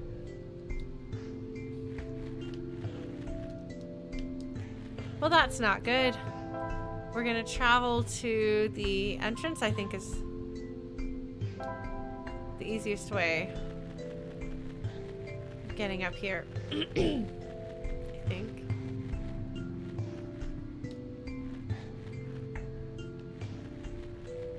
No, maybe not. Well, I don't know, man. Oh, I guess the docks would have been closer. Well, what do I know? I clearly don't have this place mapped out. I should be fine with this mask on.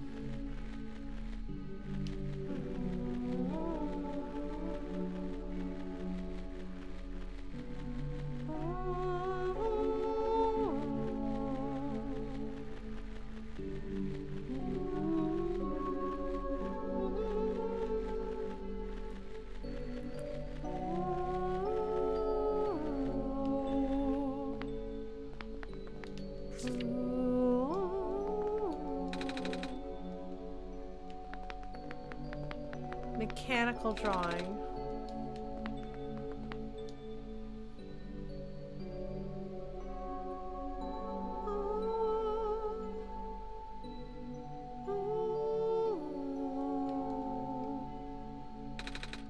I'm ladders.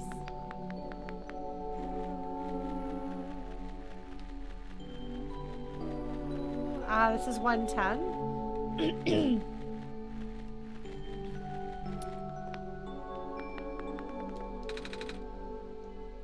Okay, this is not medical.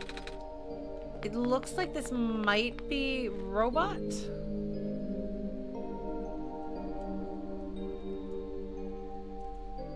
Hopefully it'll be a little clearer on the others. This game has taught me... Wait. This game has taught me that I should actually write things down. Okay, so this looks like 112 is medical. Well, that's nice and clear.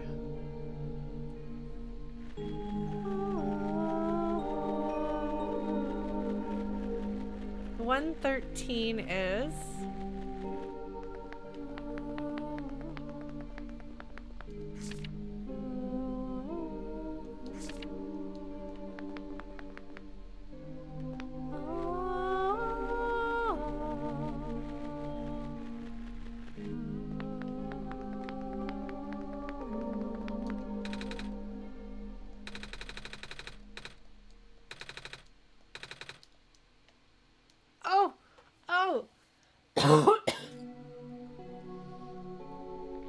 This is Nico talking about having only seen robots in cartoons and things.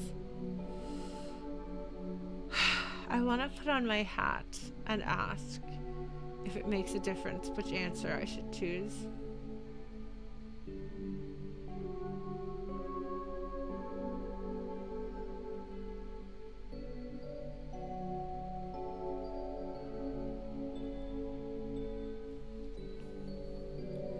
I'm pretty sure they feel self-conscious. Because I think that I had them do the robot voice when I played this game 6 years ago, and I don't think I was happy with the results. I think I felt bad because I think they felt self-conscious. Okay. Does it change anything based on what I answer here? Yes or no?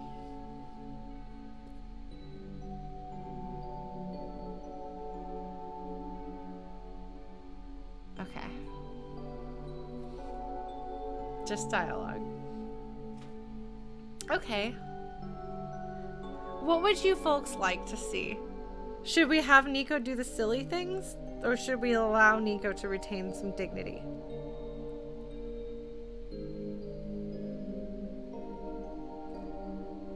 If it doesn't actually affect the game.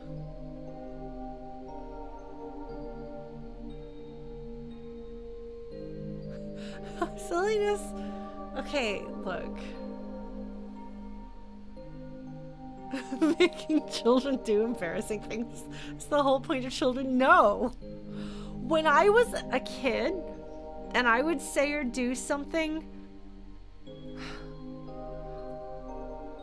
people tricking me into things or asking things and then I took them at their word and they were actually making a joke or something like that. Like, many years later, multiple decades later, I still carry that shame and unhappiness because I couldn't tell.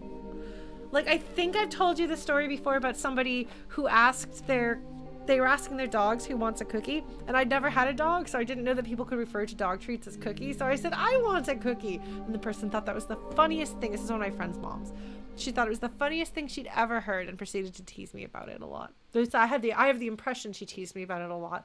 We moved away from there before too much longer, so it probably wasn't that long, but I still remember that. So I want to allow Nico to not feel laughed at because I feel like I got laughed at for things I didn't understand, and it was really upsetting.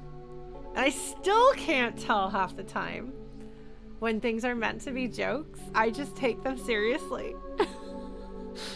This is a big problem in Disco Elysium, folks. People will say things jokingly, and I'm like, I'll just gonna take it at face value.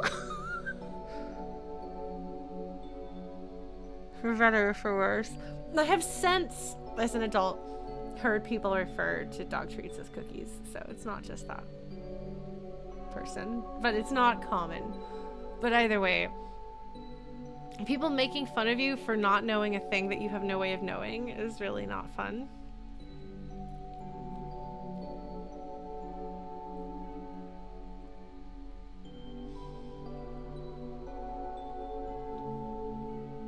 Well, just like, okay, so if you set someone up to feel silly, I don't know. I feel bad because Nico seems uncomfortable. From what I remember.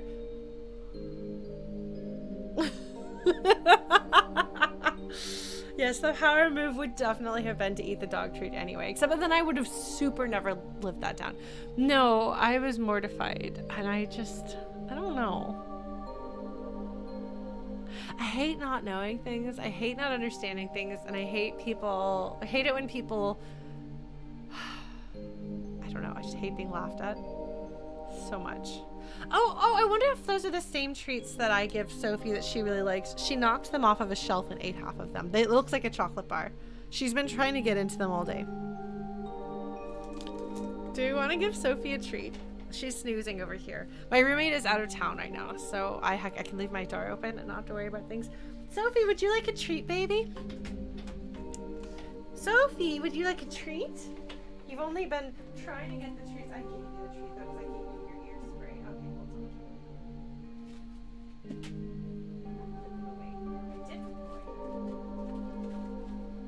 Sophie, do you know what this is? Do you want this? Oh, she does want this. Was it one of these? Because it looks like the squares of a chocolate bar. See, it looks like a chocolate bar, doesn't it? Sophie, do you want a treat? Come on, baby girl. That has a very strong flavor. Smell. I haven't eaten it. They're fish. I hate fish. Sophie, would you like it? Come on. Come on, baby girl. She's like, I want it, but I don't know that I want to do what you're asking me to do. Come on. Come on. Yes. Come on, baby girl. Come on, baby girl. You've had a bunch of treats lately. Come, keep for the camera. Let's show everybody. You want your treat? You want your treat? What do you think, folks? Does she want it? Oh, her little heart is racing.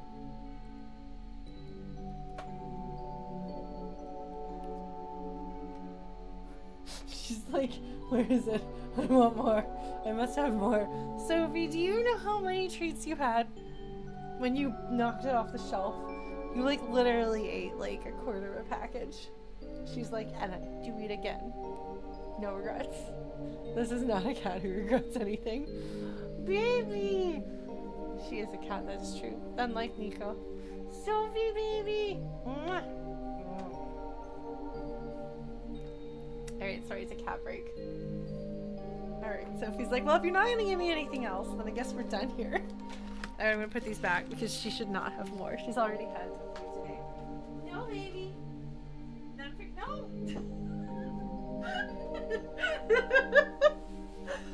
She followed me as I went to the shelf where they go. She raced over, like she was like, give me more! And now she's staring at me like, what? What is this? Not giving me any treats? Life is hard. This is garbage. I'm gonna tear your papers apart. She's licking her lips. What is it, baby? What? What? Sophie does not approve of the fact that that was the only one that she gets. She's so cute. I love you, Sophie. Baby, you could come hang out and you'd get the reward of pets and cuddles. No. No pets and cuddles. All right. Let's do a robot voice then. We'll be goofy with this child. Maybe she's... Okay. Sophie. She thinks that we should teach Nico to have fun because they are a child who takes themselves too seriously and they don't seem to think that they can have fun. A lot of times they take responsibility very seriously. Okay. Hey Nico, do a robot voice. ... What? Try talking like a robot. Oh. Beep boop. I'm a robot and I eat batteries instead of normal people food. Oh, that's really cute. Did you see how cute the face was? They're really cute. That is not correct. Oh no, they had an audience. Oh no, it's the worst. Oh no. Robots do not consume batteries in the same way people consume food. In fact, robots do not possess digestive systems. Murderbot does, in fact, let us know that it does not have a digestive system, and it's very glad that it does not, because digestive systems are gross. And as someone in possession of a digestive system, I would rather not have a digestive system. They're too easily faulty, and I have inherited a bad one from my family, unfortunately. Some robots do not even have mouths. Lauren, you made me look silly. Oh, I'm sorry, kiddo.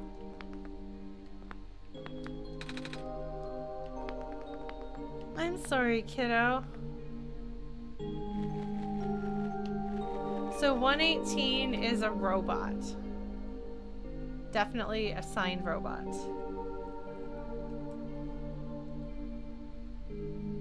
They had fun with it until they felt bad.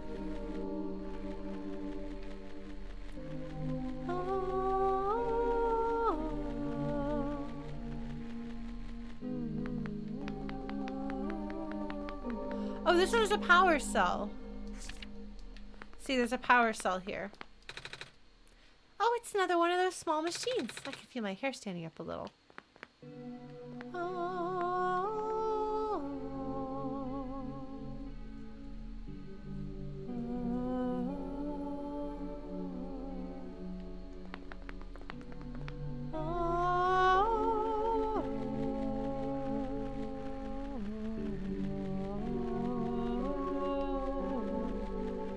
Yeah, so this is, wait, this is 118.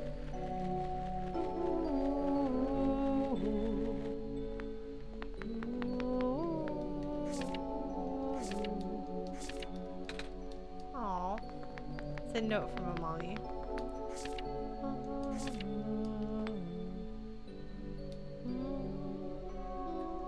You know, the robot wasn't actually making fun of them, but they still got self-conscious about it.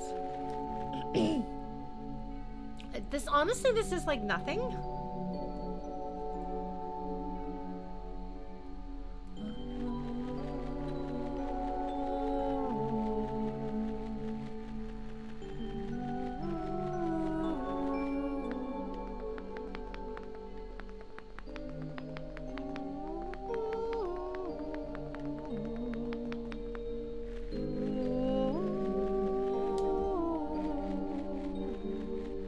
This one looks like it's nothing.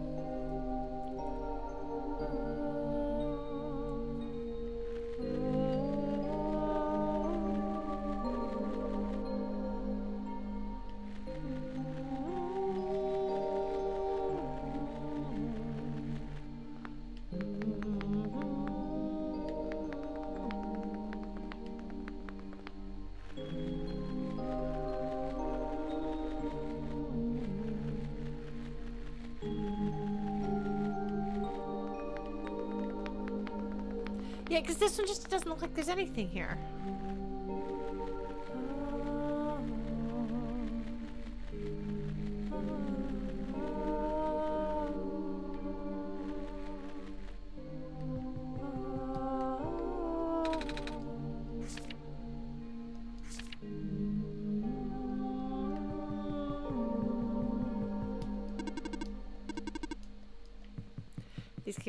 These robots have nothing to do because their computers are not turning on. Well, that's concerning. All right. Shrimp swamp, shrimp swamp, shrimp swamp, shrimp, shrimp swamp. Words. Shrimp swamp. Oh, this is the wrong one. No, I want to travel to the lookout point. Okay, we're gonna go back into the mine.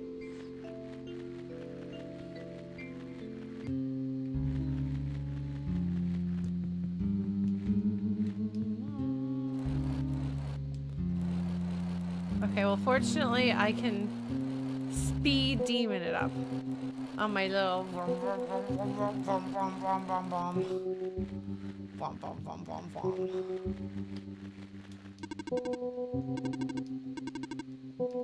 She's really not thrilled about the... Okay, so we're gonna try this. Okay, so 110, okay. 112 is medical.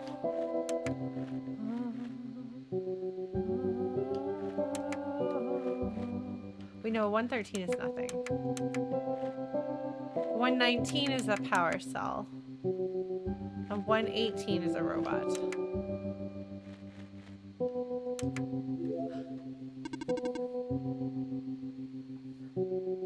I got it!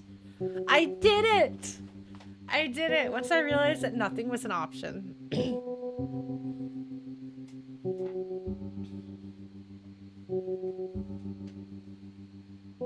I solved the puzzle. Do, do, do. Hi, Phil. I solved a puzzle. Map reconfiguration successful.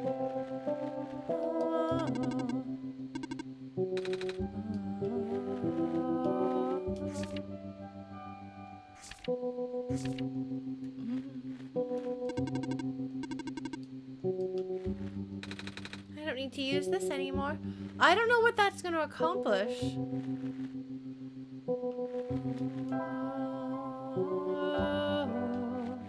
I guess I can put the memory disk back in here. Please insert disk. Alright. Preparing backup. Writing to disk. 26% complete. 34% complete. 40% complete. This is slowing down. 100% complete. Never mind. Ejecting disk. Memory disk backup. A floppy disk containing a backup. Oh man, look at that. It's got the glowy yellow bit on it. It's got yellow phosphor in it. So that's how you know it's important and special.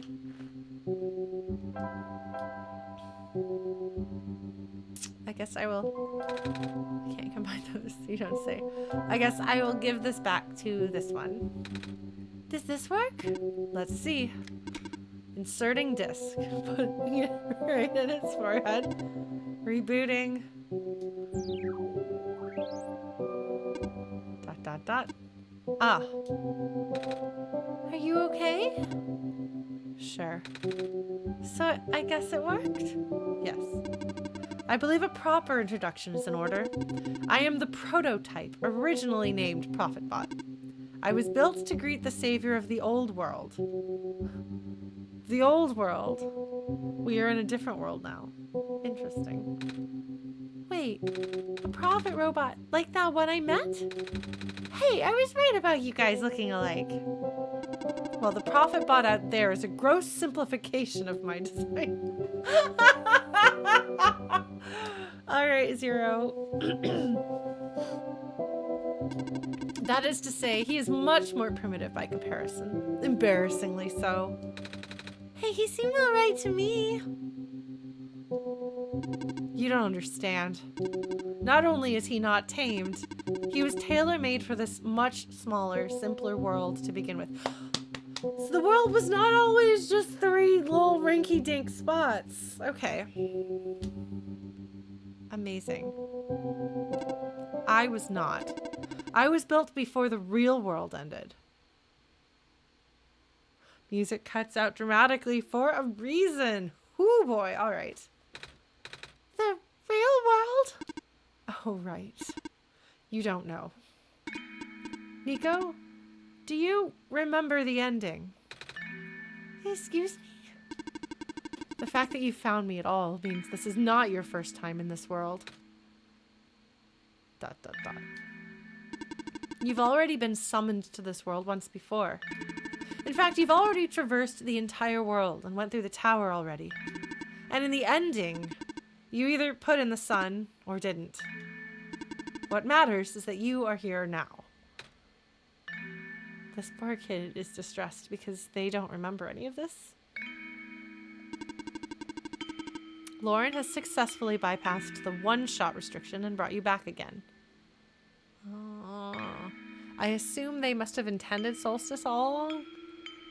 Or else they got an uproar without it, then decided that maybe they should make a new ending. But I feel like this would be in line with an original vision.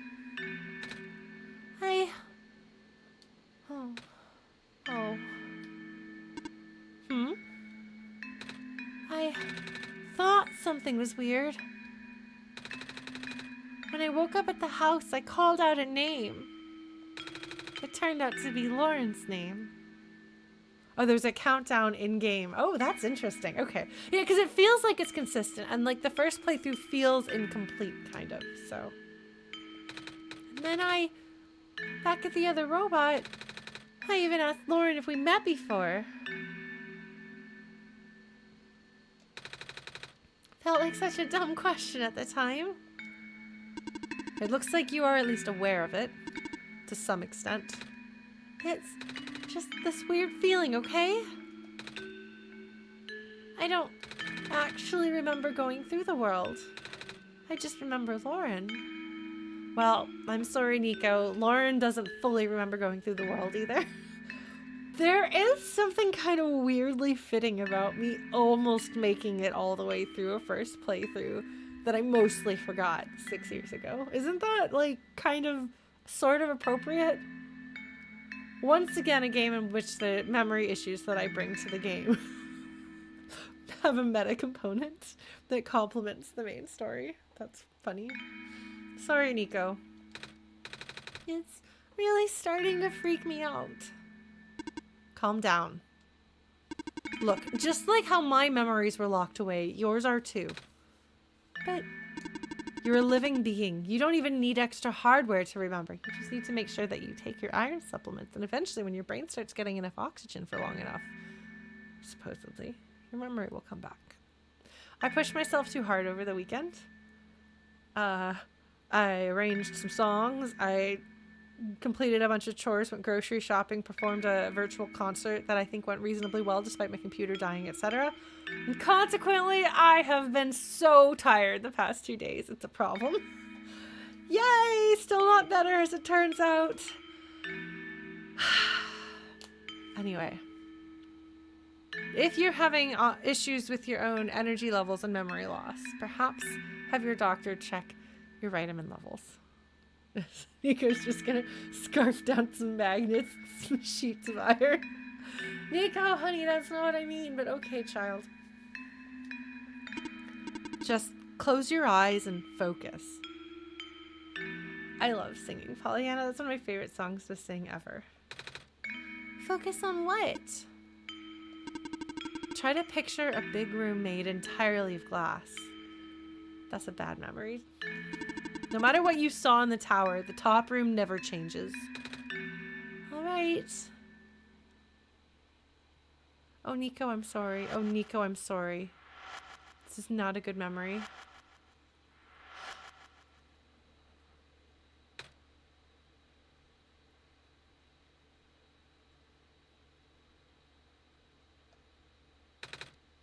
No way. I was there, wasn't I? Oh, baby child. At the tower. I've been through the tower. There we go. I can't remember all that much, but the room with the sun, it feels like such a long time ago. It doesn't make sense. If I already finished the mission, why didn't anything change? And why doesn't anyone know me? The other Prophetbot, the robot lady. None of them remember who I am. Of course not. The residents do not have that capacity. They no longer have the ability to create memories. NPC memories do not last beyond the scope of a session. NPCs. Oh, geez. NPC? You know, the characters. The world's residents. All their past memories are built into their code, but the characters themselves don't really exist until Lauren wills it by turning on the game. Same story for the world itself. Doesn't really exist unless Lauren initiates the program. Oh no, baby child, I'm sorry. The program? The world machine.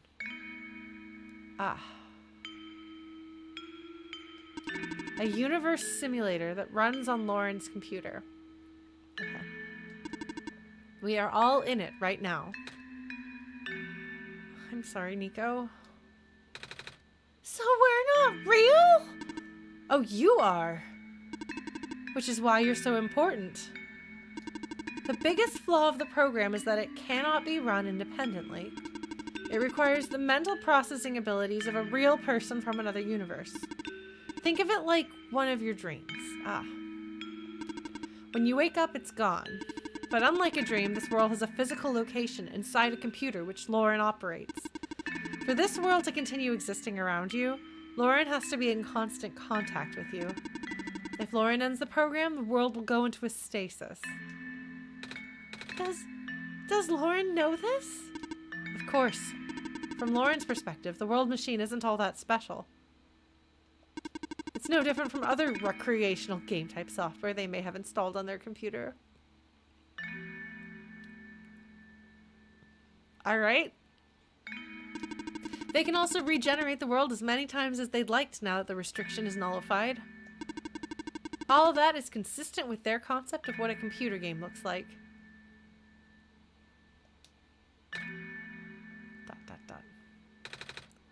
So why am I even here? What am I even supposed to save if everything is just fake? Oh, kiddo.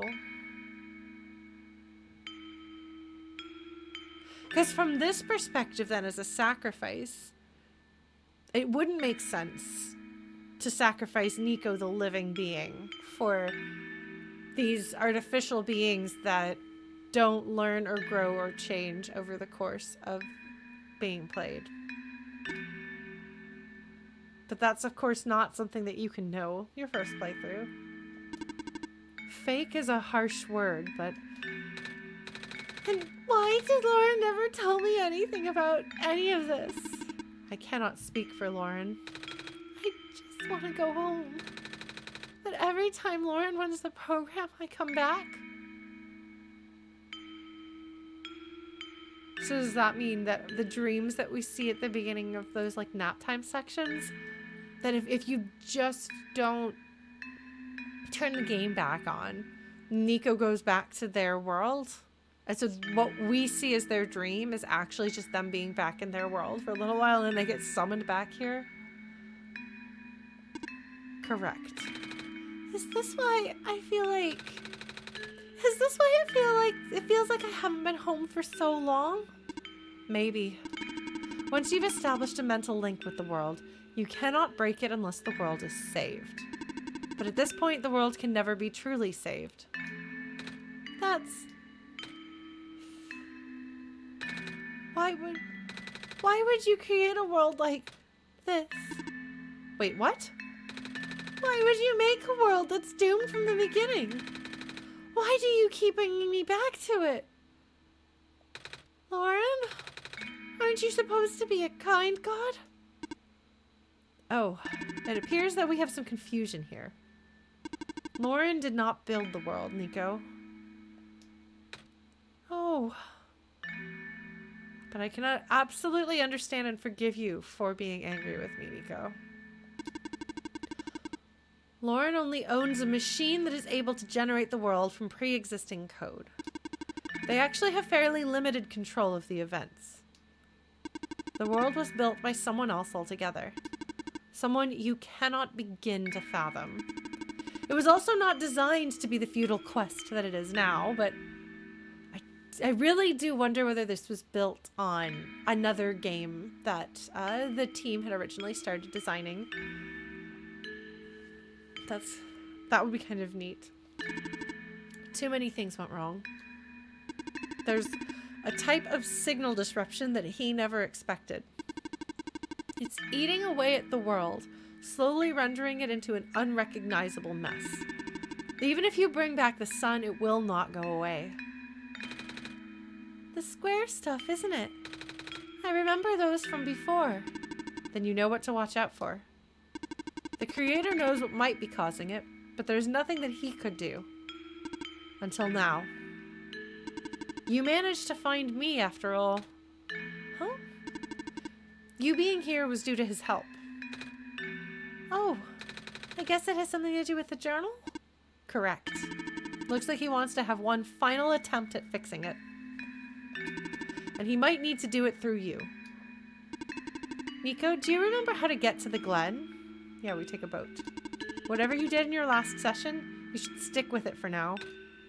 I remember a boat. More specifically, fixing a robot that drives the boat. All right, then go do that. But the boat robot has those squares over it. Oh. Then do whatever you must to find a new boat.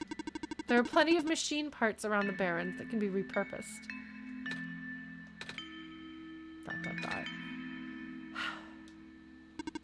You seem enthusiastic. I'm sorry, but this like cynical bot is kind of likable. That was sarcasm. You don't say, bot. Knowing everything isn't real really does make it feel pointless. But you do want to go home, right? Yeah, but how will I know that this isn't just another... Because this session might be the last one. The creator is mobilizing things, throwing everything into this one last shot. There might not be enough internal resources left for Lauren to be able to generate another session after this. Just go find a new boat for now, but please be careful. What about you? I will meet you at the docks later. Need to take care of something first. Okay, so... Oh!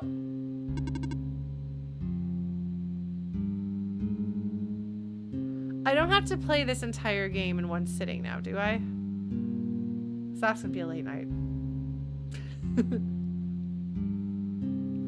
Look who just walked in. Okay, I do not. That's good.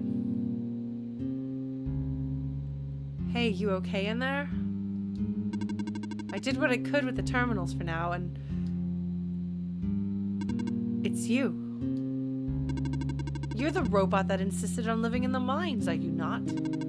My friend told me to keep an eye out for you should we ever cross paths. Likewise. Your friend gave you something the last time you saw each other. Can you show me what it is? Wait, you know about the amber? I just asked to see it, didn't I?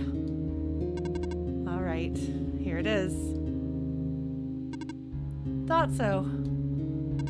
He seemed to trust you, so I will treat you as an ally as well. Okay. Please listen carefully. You need to escort the Messiah for the remainder of the Barrens. I predict a high concentration of square particle disruptions in the near future. No way. Yes, way. Thanks, you're very cool.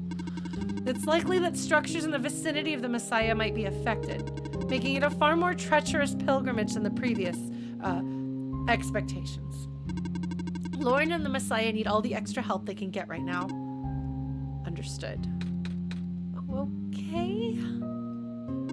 Guess we should head back soon. Even without the squares, the mines are not a safe place to be. Come on, I'll wait for you outside. Wait, I want to ask you. She left. If you're going to ask her about being not real, save your breath.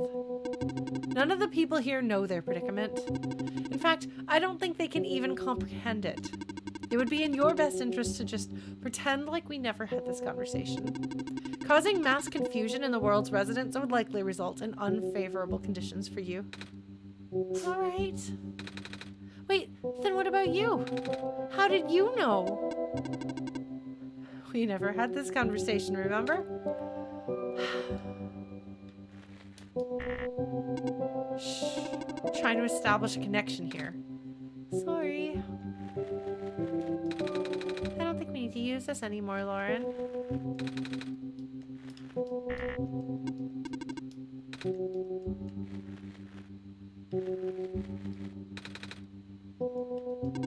Come on, let's go back. All right. I remember it. What happened in the tower. What I tried to do, and how you managed to see through it all. We have been through all of this. You're watching everything we do. You're the one who's going to cause trouble? We're trying to actually fix things. Please don't fight me. Even though it was only supposed to run once, you still managed to come back. How did you come back?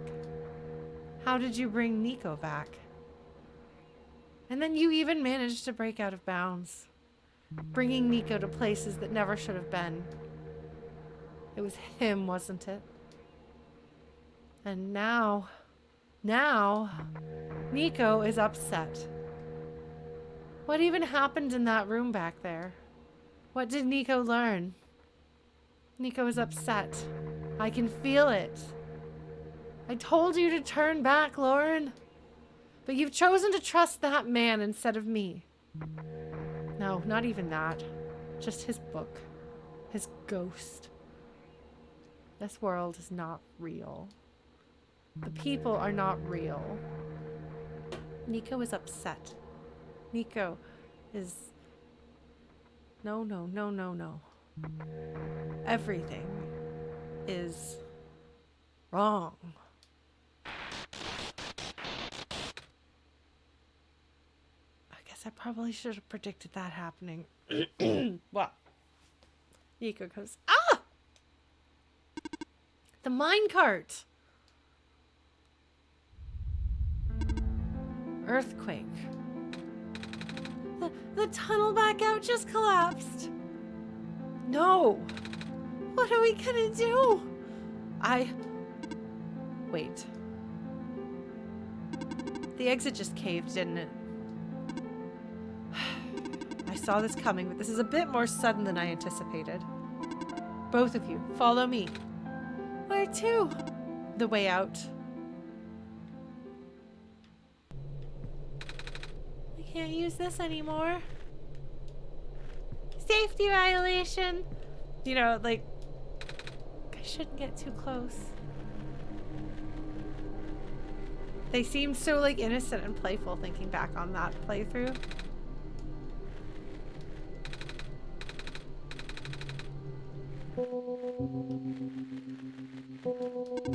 He says the exit isn't here, but must be hidden. Ah. Okay, all of us are here. There's an emergency exit behind my computer terminal. We did not want anyone to stumble upon this route, so the terminal has been weighed down. It cannot be moved by normal means, but with our combined effort, it might budge. Maybe. I am not strong. I'm not that strong either. If that doesn't work, we might need to dig around it, and you could have just asked. Oh God, she's so cool. I'm sorry, she's really cool. That's probably gonna have used up a lot of her energy, though. Whew. Come on. Show off. What, are you guys gonna flirt now? Okay, well, I have to look at everything.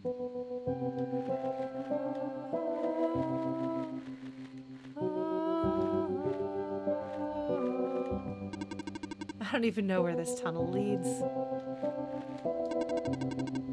I would appreciate it if you do not linger here.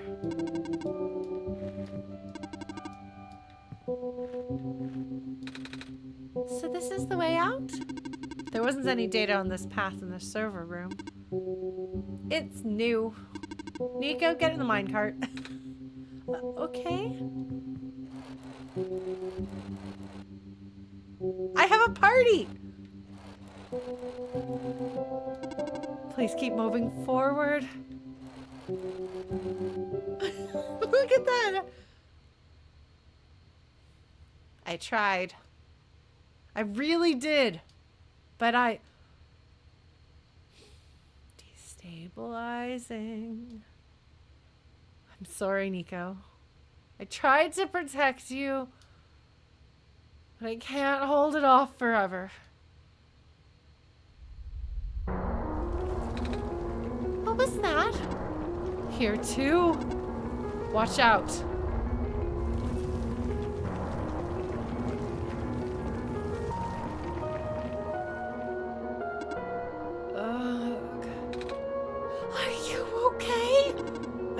I'm fine. I can still hold it up, but you two need to...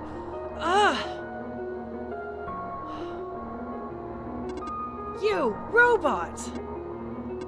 What are you waiting for? Take the child and get out.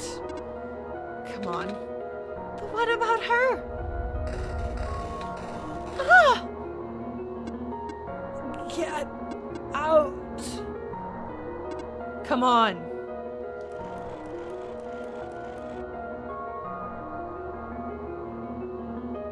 So much for having a party. You kind of know she's gonna have to sacrifice herself, but God, she's cool though. ... on both of these two. Ah! No! What do we do? You have to take this. What? The memory disc, but... Ah! This is where we part ways. Nico, the path ahead will lead you to the Glen right by the city gate. When you're in the city, go find someone named Cedric. Give him this disc. But what happens if I... What if the squares... Hurry!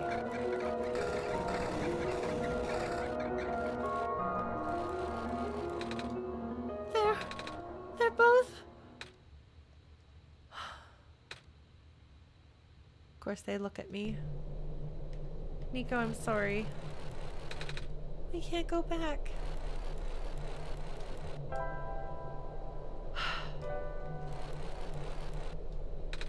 Lauren? I don't understand. The world. The Prophetbot, what he was saying. Is this world really just... Is it? I don't know, Nico.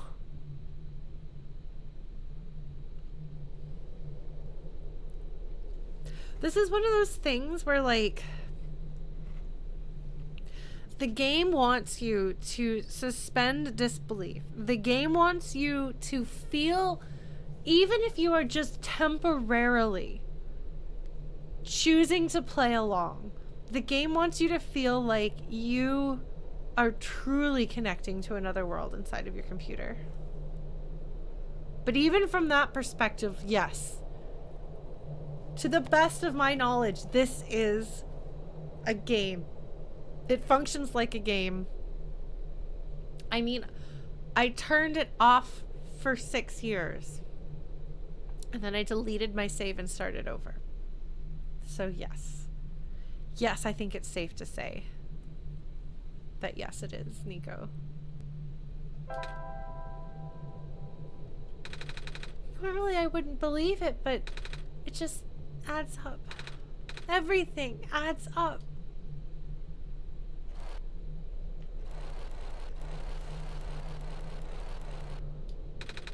I don't know what I'm supposed to do. If I can't fix the world, I can't go back home. But the world is already so messed up. If the squares don't get fixed, what will happen to the world? Where would I even go?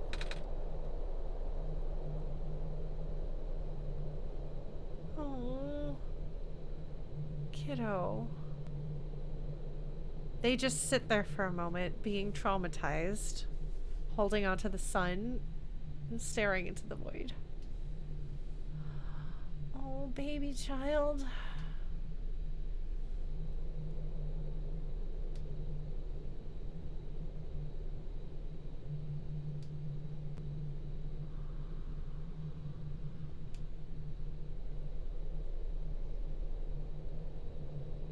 Nico?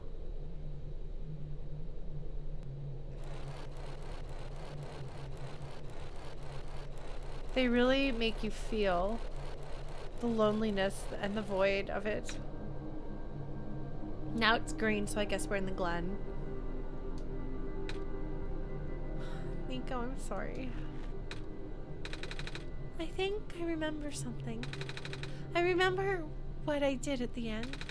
I remember putting in the sun, and then everything got really bright. I don't remember a lot of the details. But none of it matters now, does it? I just got brought back anyway.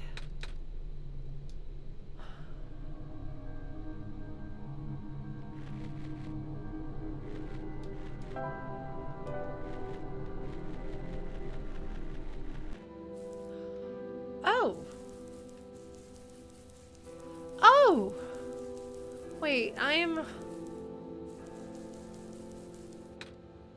looks like parts of the ground is missing. I wonder if it's safe to walk across these vines. One way to find out, I guess. Alright. They're safe. Well, that's cool. Good to know. Any more vines I can walk on? No? Okay.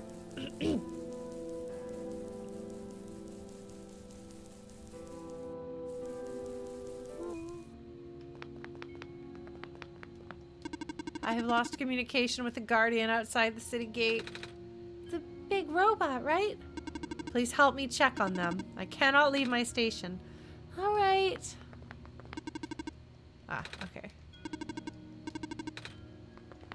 They are allowing us. They're limiting where we can go.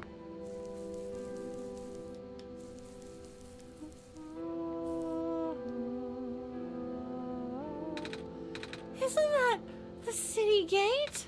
It's...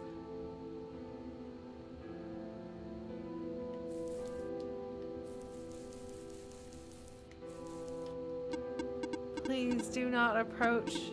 The gate is closed until further notice.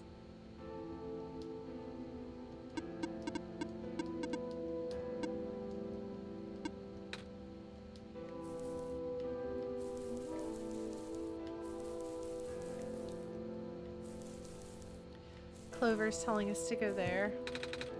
The bridge is broken.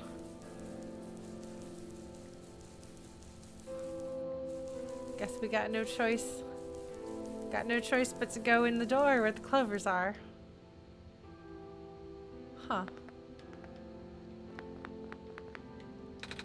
I'm a little tired from walking. Yeah, go ahead, take a nap. Well, I guess we can start up again.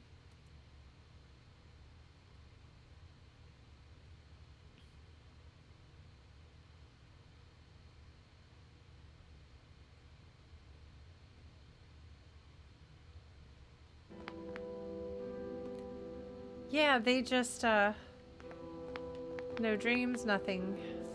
But you can save whenever you need to. Okay, well, strange journal.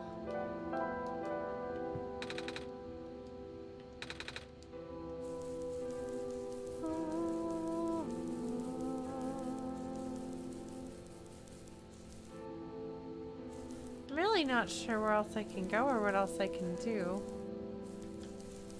Like, it feels like I should be able to do some trick. They're in the door. Some sort of trick to get on that bridge.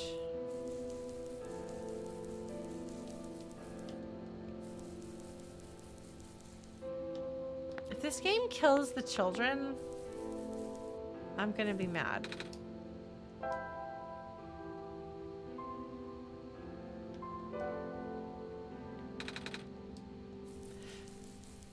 Because those are the characters that could sacrifice themselves in this world, in the Glen. It's the bird kiddos. All right, I must be overlooking something.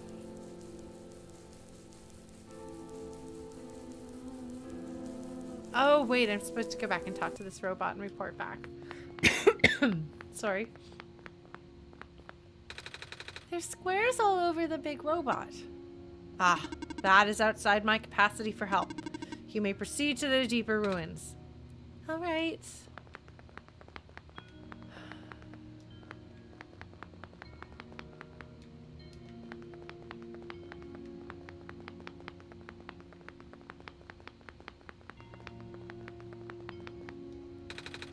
These squares are just everywhere.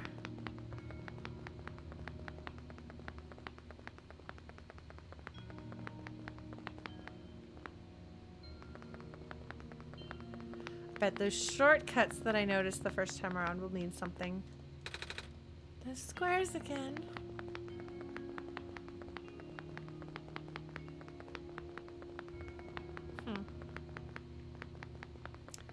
And there's boxes in the way. Alright. How did I get through here again? Here we go. I can walk. Yeah, there's a lot of these squares.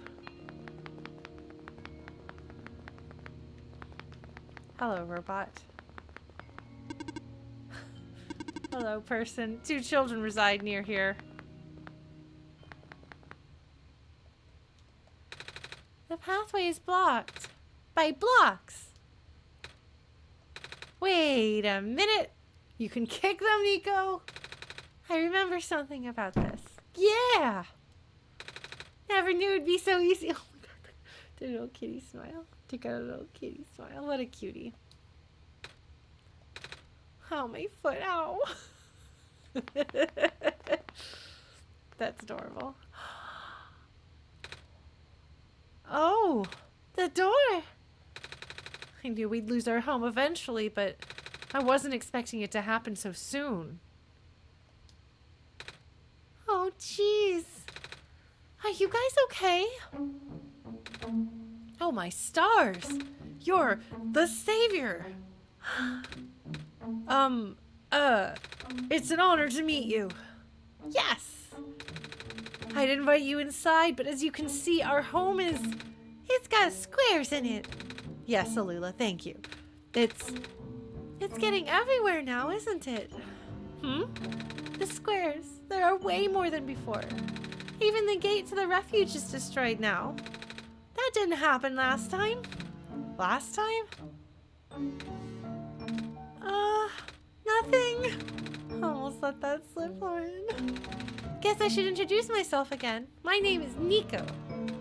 Nico? Oh gosh, would it not be rude to call you by name? No worries. No worries, Calamus. Oh no. Nico is so bad at keeping secrets. Oh my god, child. How did you know my name? Not again. The Messiah just knows these things, Calamus. Right? Yes, of course. Phew. You were saying about the gate? Yeah, sorry, I got my voices confused. Oh, right. Looks like I can't get in a city through the old gate anymore. Do either of you know another way to get in? I heard that there's some sort of hidden passage around here somewhere. Oh, the passage to the burial grounds. That's the one. Oh, but I'm not sure if that'll be of any use here. It's been flooded for a long time, and there's no boat. Not to mention the burial grounds itself is pretty far from the city. That's okay. I would still like to see it. It's the only lead we have. All right, well, in that case, please follow us. Oh my gosh, they're so cute. But I want to check on the plant lady. I need the plant lady.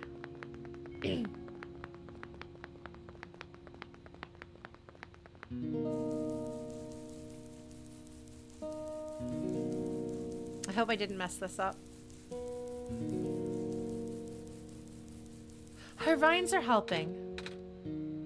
Savior, you're here to see me? What happened to you? Hold on. I need to concentrate. Huh? The islands will collapse if I don't do something.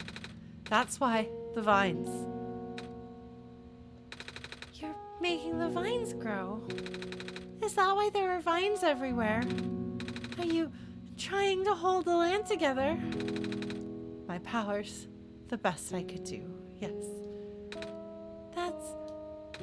Should I leave the sun here for you? I know you wanted to see it. Tempting, but I mustn't. The sun brings me comfort, but stress is good for this. Fear is good. Makes me strong. Vines grow faster. But if I'm at ease, the vines might retreat. They're all in danger, Savior. The villagers, the children. My final hours mustn't go to waste. The people deserve to live, even if just for another day.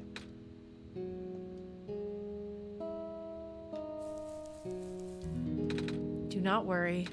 I'm fine.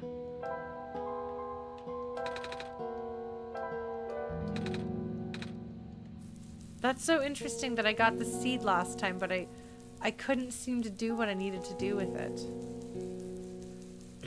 And now I won't get the seed.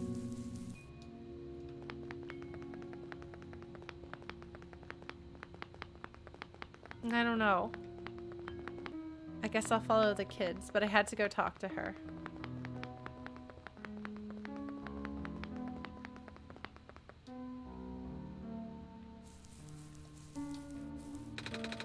At least the courtyard is unaffected for now.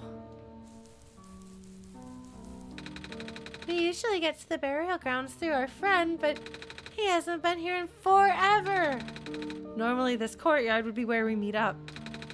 I hope he comes back soon. I hope you children don't get killed.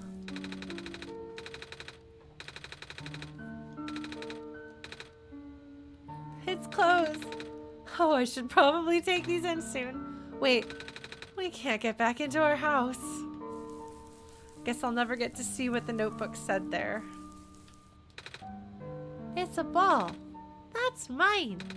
It doesn't bounce as much as it used to, though. Fish!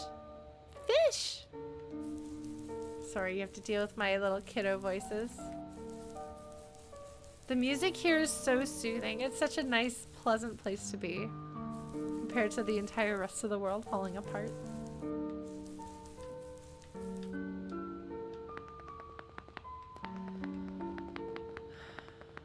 Ah.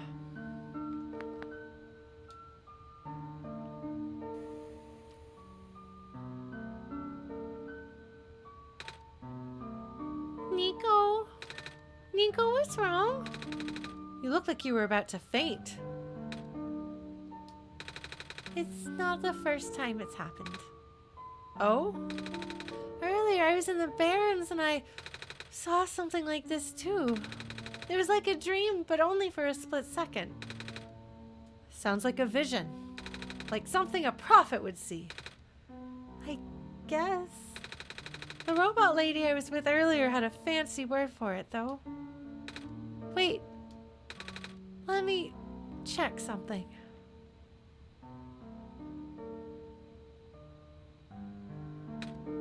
Oh! I was right! Huh? When I had the vision back at the Barrens, the book started glowing too. I wanted to see if I could get it to happen again, and... Where did you get that? Oh, I had it with me when I woke up in this world. It looks just like one of our friends' books, except it's glowy. That's what the lady said too. Lauren, let's see if we can do anything with this journal in this room. Once again, you stand on the clover. Glowing journal. Ka-ching! It's a boat. Whoa! How did that boat get there? And he goes like, okay, I'm pretty sure it has to do with this journal now. The exact same thing happened back at the Barrens. Seriously? The journal was glowing, so I wanted to take a closer look at it. Then I found a page that looked like a drawing of the room we were in, and then a minecart showed up. What? What? That sounds freaky. No, it doesn't. Lauren must have done something. Still. Hey, we have a boat now. We can go to the burial grounds and visit Mom again. But come on, Calamus. Nico and Lauren are with us. Yeah. Nico is trying to hold this together. Well, if Lauren made the boat appear, it should be safe. What do you think, Lauren?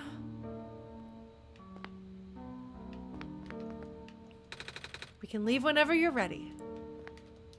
Can we go yet? Okay, I guess we're gonna do this. I just don't want to leave the plant lady, you know? I'm worried about her. The game's gonna be like, Lauren, you cannot save the plant lady. She has to sacrifice herself to try to save the people here. So because so many of these songs are slight changes from each other, and the way that the transitions are done, there's something kind of like almost as though the sound is being warped when you switch areas. All right, I had to check on her.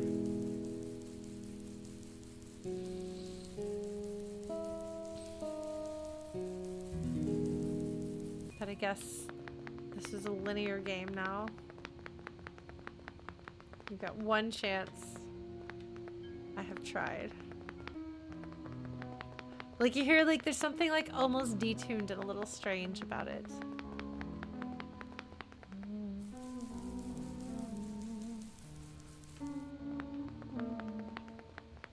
All right, let's hop in the boat.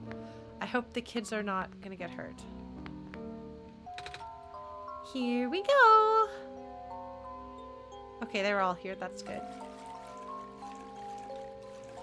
Calamus is the one steering, or in the front anyway. Look at how cute they are. They're so adorable. There's plushies of Alula, right? Oh, look at how cute they are. Look at how cute they are. Look at how cute they are. And their little birdie legs.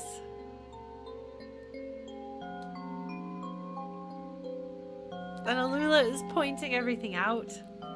Oh my gosh, they're so cute.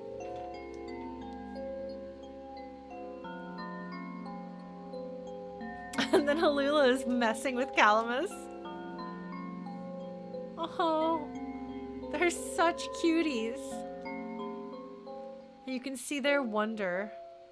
And they point everything out to Nico as we go. We made it. Come on, Alula. Let's go pay our respects. Okay. It's a gravestone.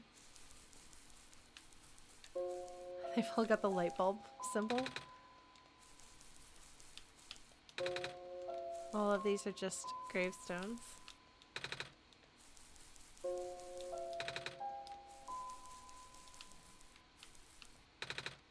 There's a lot more clovers concentrated in some spots versus others, but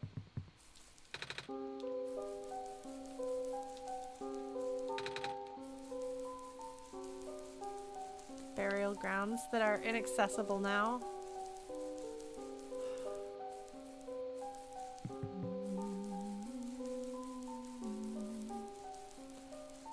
Okay, well obviously I'm gonna go talk to the kiddos. Just kind of had to check things out. This is her grave. It's been years, but it's still hard, you know? Alula? Want to help me look for some flowers for Mom later? Yes! Oh, then it's just all caps, no punctuation. She's such an excitable child. Oh, Calamus. Like, there's sadness in that smile. It's such an expressive face. Mom, you're not gonna believe what happened today. We met the Messiah and... Hi, Nico. Hi. I hope she can see us wherever she is. She's really cute. At least I still got my sister.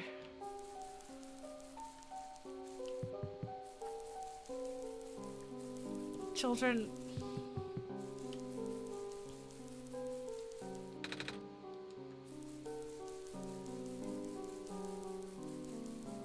Like, hey, by the way, path. Wait, there's a person there?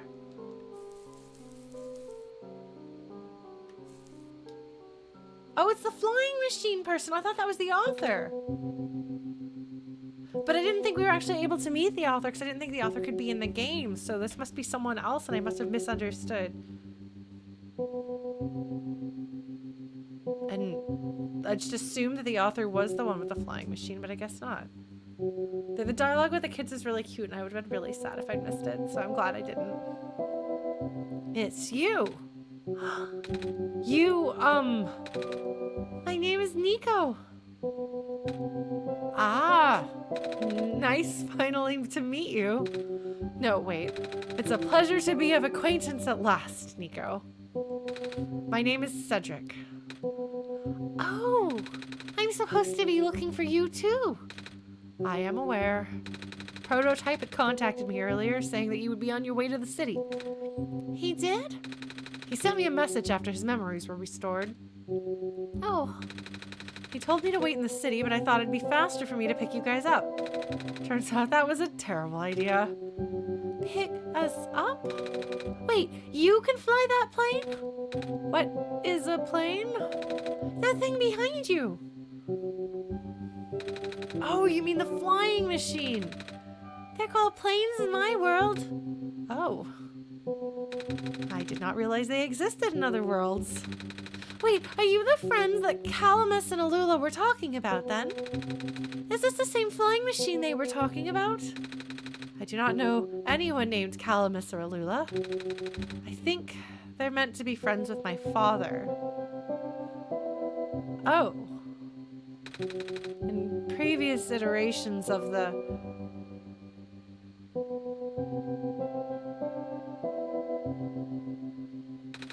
Your father? He was the original owner of the flying machine. It's one of his greatest inventions, actually. What is he, Dr. Nuts? Your dad invented planes? Flying machine. It's cool either way. Thanks. But to answer your earlier question, I am proficient in operating the machine. But something weird happened to the engine when I was in the air earlier. It's really cute. I love him trying to be cool. He's trying so hard to be cool. I had to make an emergency landing on this tiny island before I crashed into the city wall. You almost crashed? That's terrible. It was not pleasant, I will admit. I wonder if the engine problem has to do with the square particle disruptions. I checked, but there isn't any of that square stuff inside the machine itself. But I noticed some islands in the Glen are really messed up now. They are. Guess I should have listened to Proto in the first place. Say, where is he? He said he was coming with you. Is he still back at the main islands? Oh, actually, back at the Barrens, there was a cave-in and then a bunch of squares. He and the robot lady, neither of them made it out. Yeah, because you guys are friends. No. He did give me this, though. This disc he pulled from his head. Oh! Oh, thank goodness. He gave you his main drive. As long as I have this, I should be able to bring him back. Okay, well, that's something. Silver would want to sacrifice herself dramatically, but maybe we can even save her.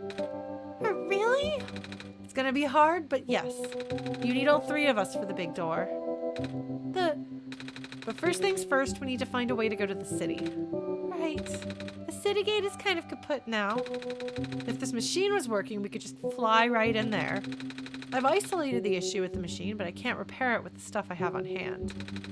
Oh, what's wrong with it? The battery in the engine is dead, and the engine has some gears that need to be replaced. Do you think you'll be able to fix it if Lauren and I help you find those things? Maybe. Problem is, the Glen isn't exactly a very high-tech area. I'm not sure if you'll be able to find anything so specialized here. We'll try anyway. We can't really do anything else right now. Alright, Cedric. Are you an owl? Sorry, I forgot. What parts do we need to find again?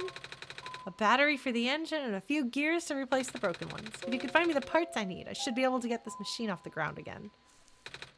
It's a fire. It's a plane. Flying machine. Right. It's a crowbar. I have one of those. Looks like a piece from this plane. Oh, I don't have... Oh, I do have a crowbar. I wonder if the crowbar is a hint. Yeah, I guess we are getting close to being done.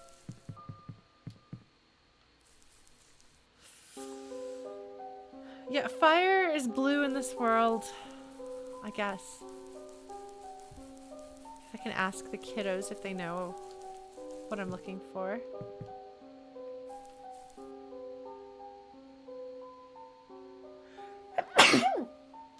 because I don't know if I'm going to be streaming next week. I won't know until I know if my mom is teaching piano or not. If she is, then I will be, and I'll have to make sure I pack my controller. I'll be at least streaming on Tuesday if she is. Otherwise, we might have a couple of weeks break. But I will keep you posted. That's part of why I wasn't sure, but we probably should stop because I suspect that there's going to be like a big plot thing here, you know? So before we have a whole long plot sequence, do you feel like it's a better job to stop here, or should we go a little further? This is a good stopping point. Okay. All right. Well, I appreciate your input. I appreciate your patience, everybody, in dealing with me.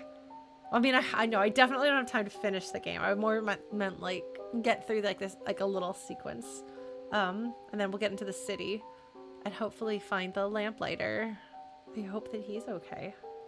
Thank you all so much for being here. Yeah, okay, so we'll have one more stream to beat the game and talk about it and have feelings.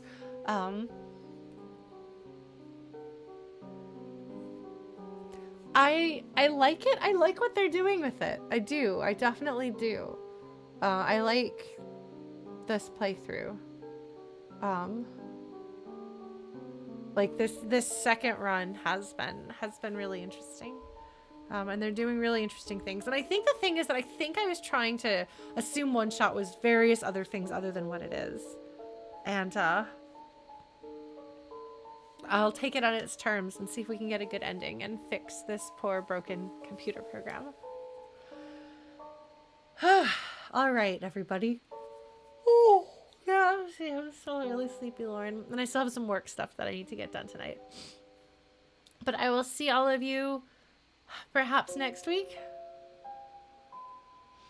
Yes, Solstice. I guess I should probably put Solstice in the title. I'll try to remember to do that next time. And I'm sorry the voices have changed, but I guess just Nico just doesn't feel as young this time around, and so their voice has changed.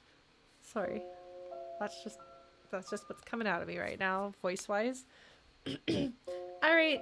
I'll see those of you who are going to be at Disco Elysium on Thursday. I'll see you then, and I will keep you posted on Discord and social media and stuff about whether we're going to stream this next week or not. All right. Take care. Bye.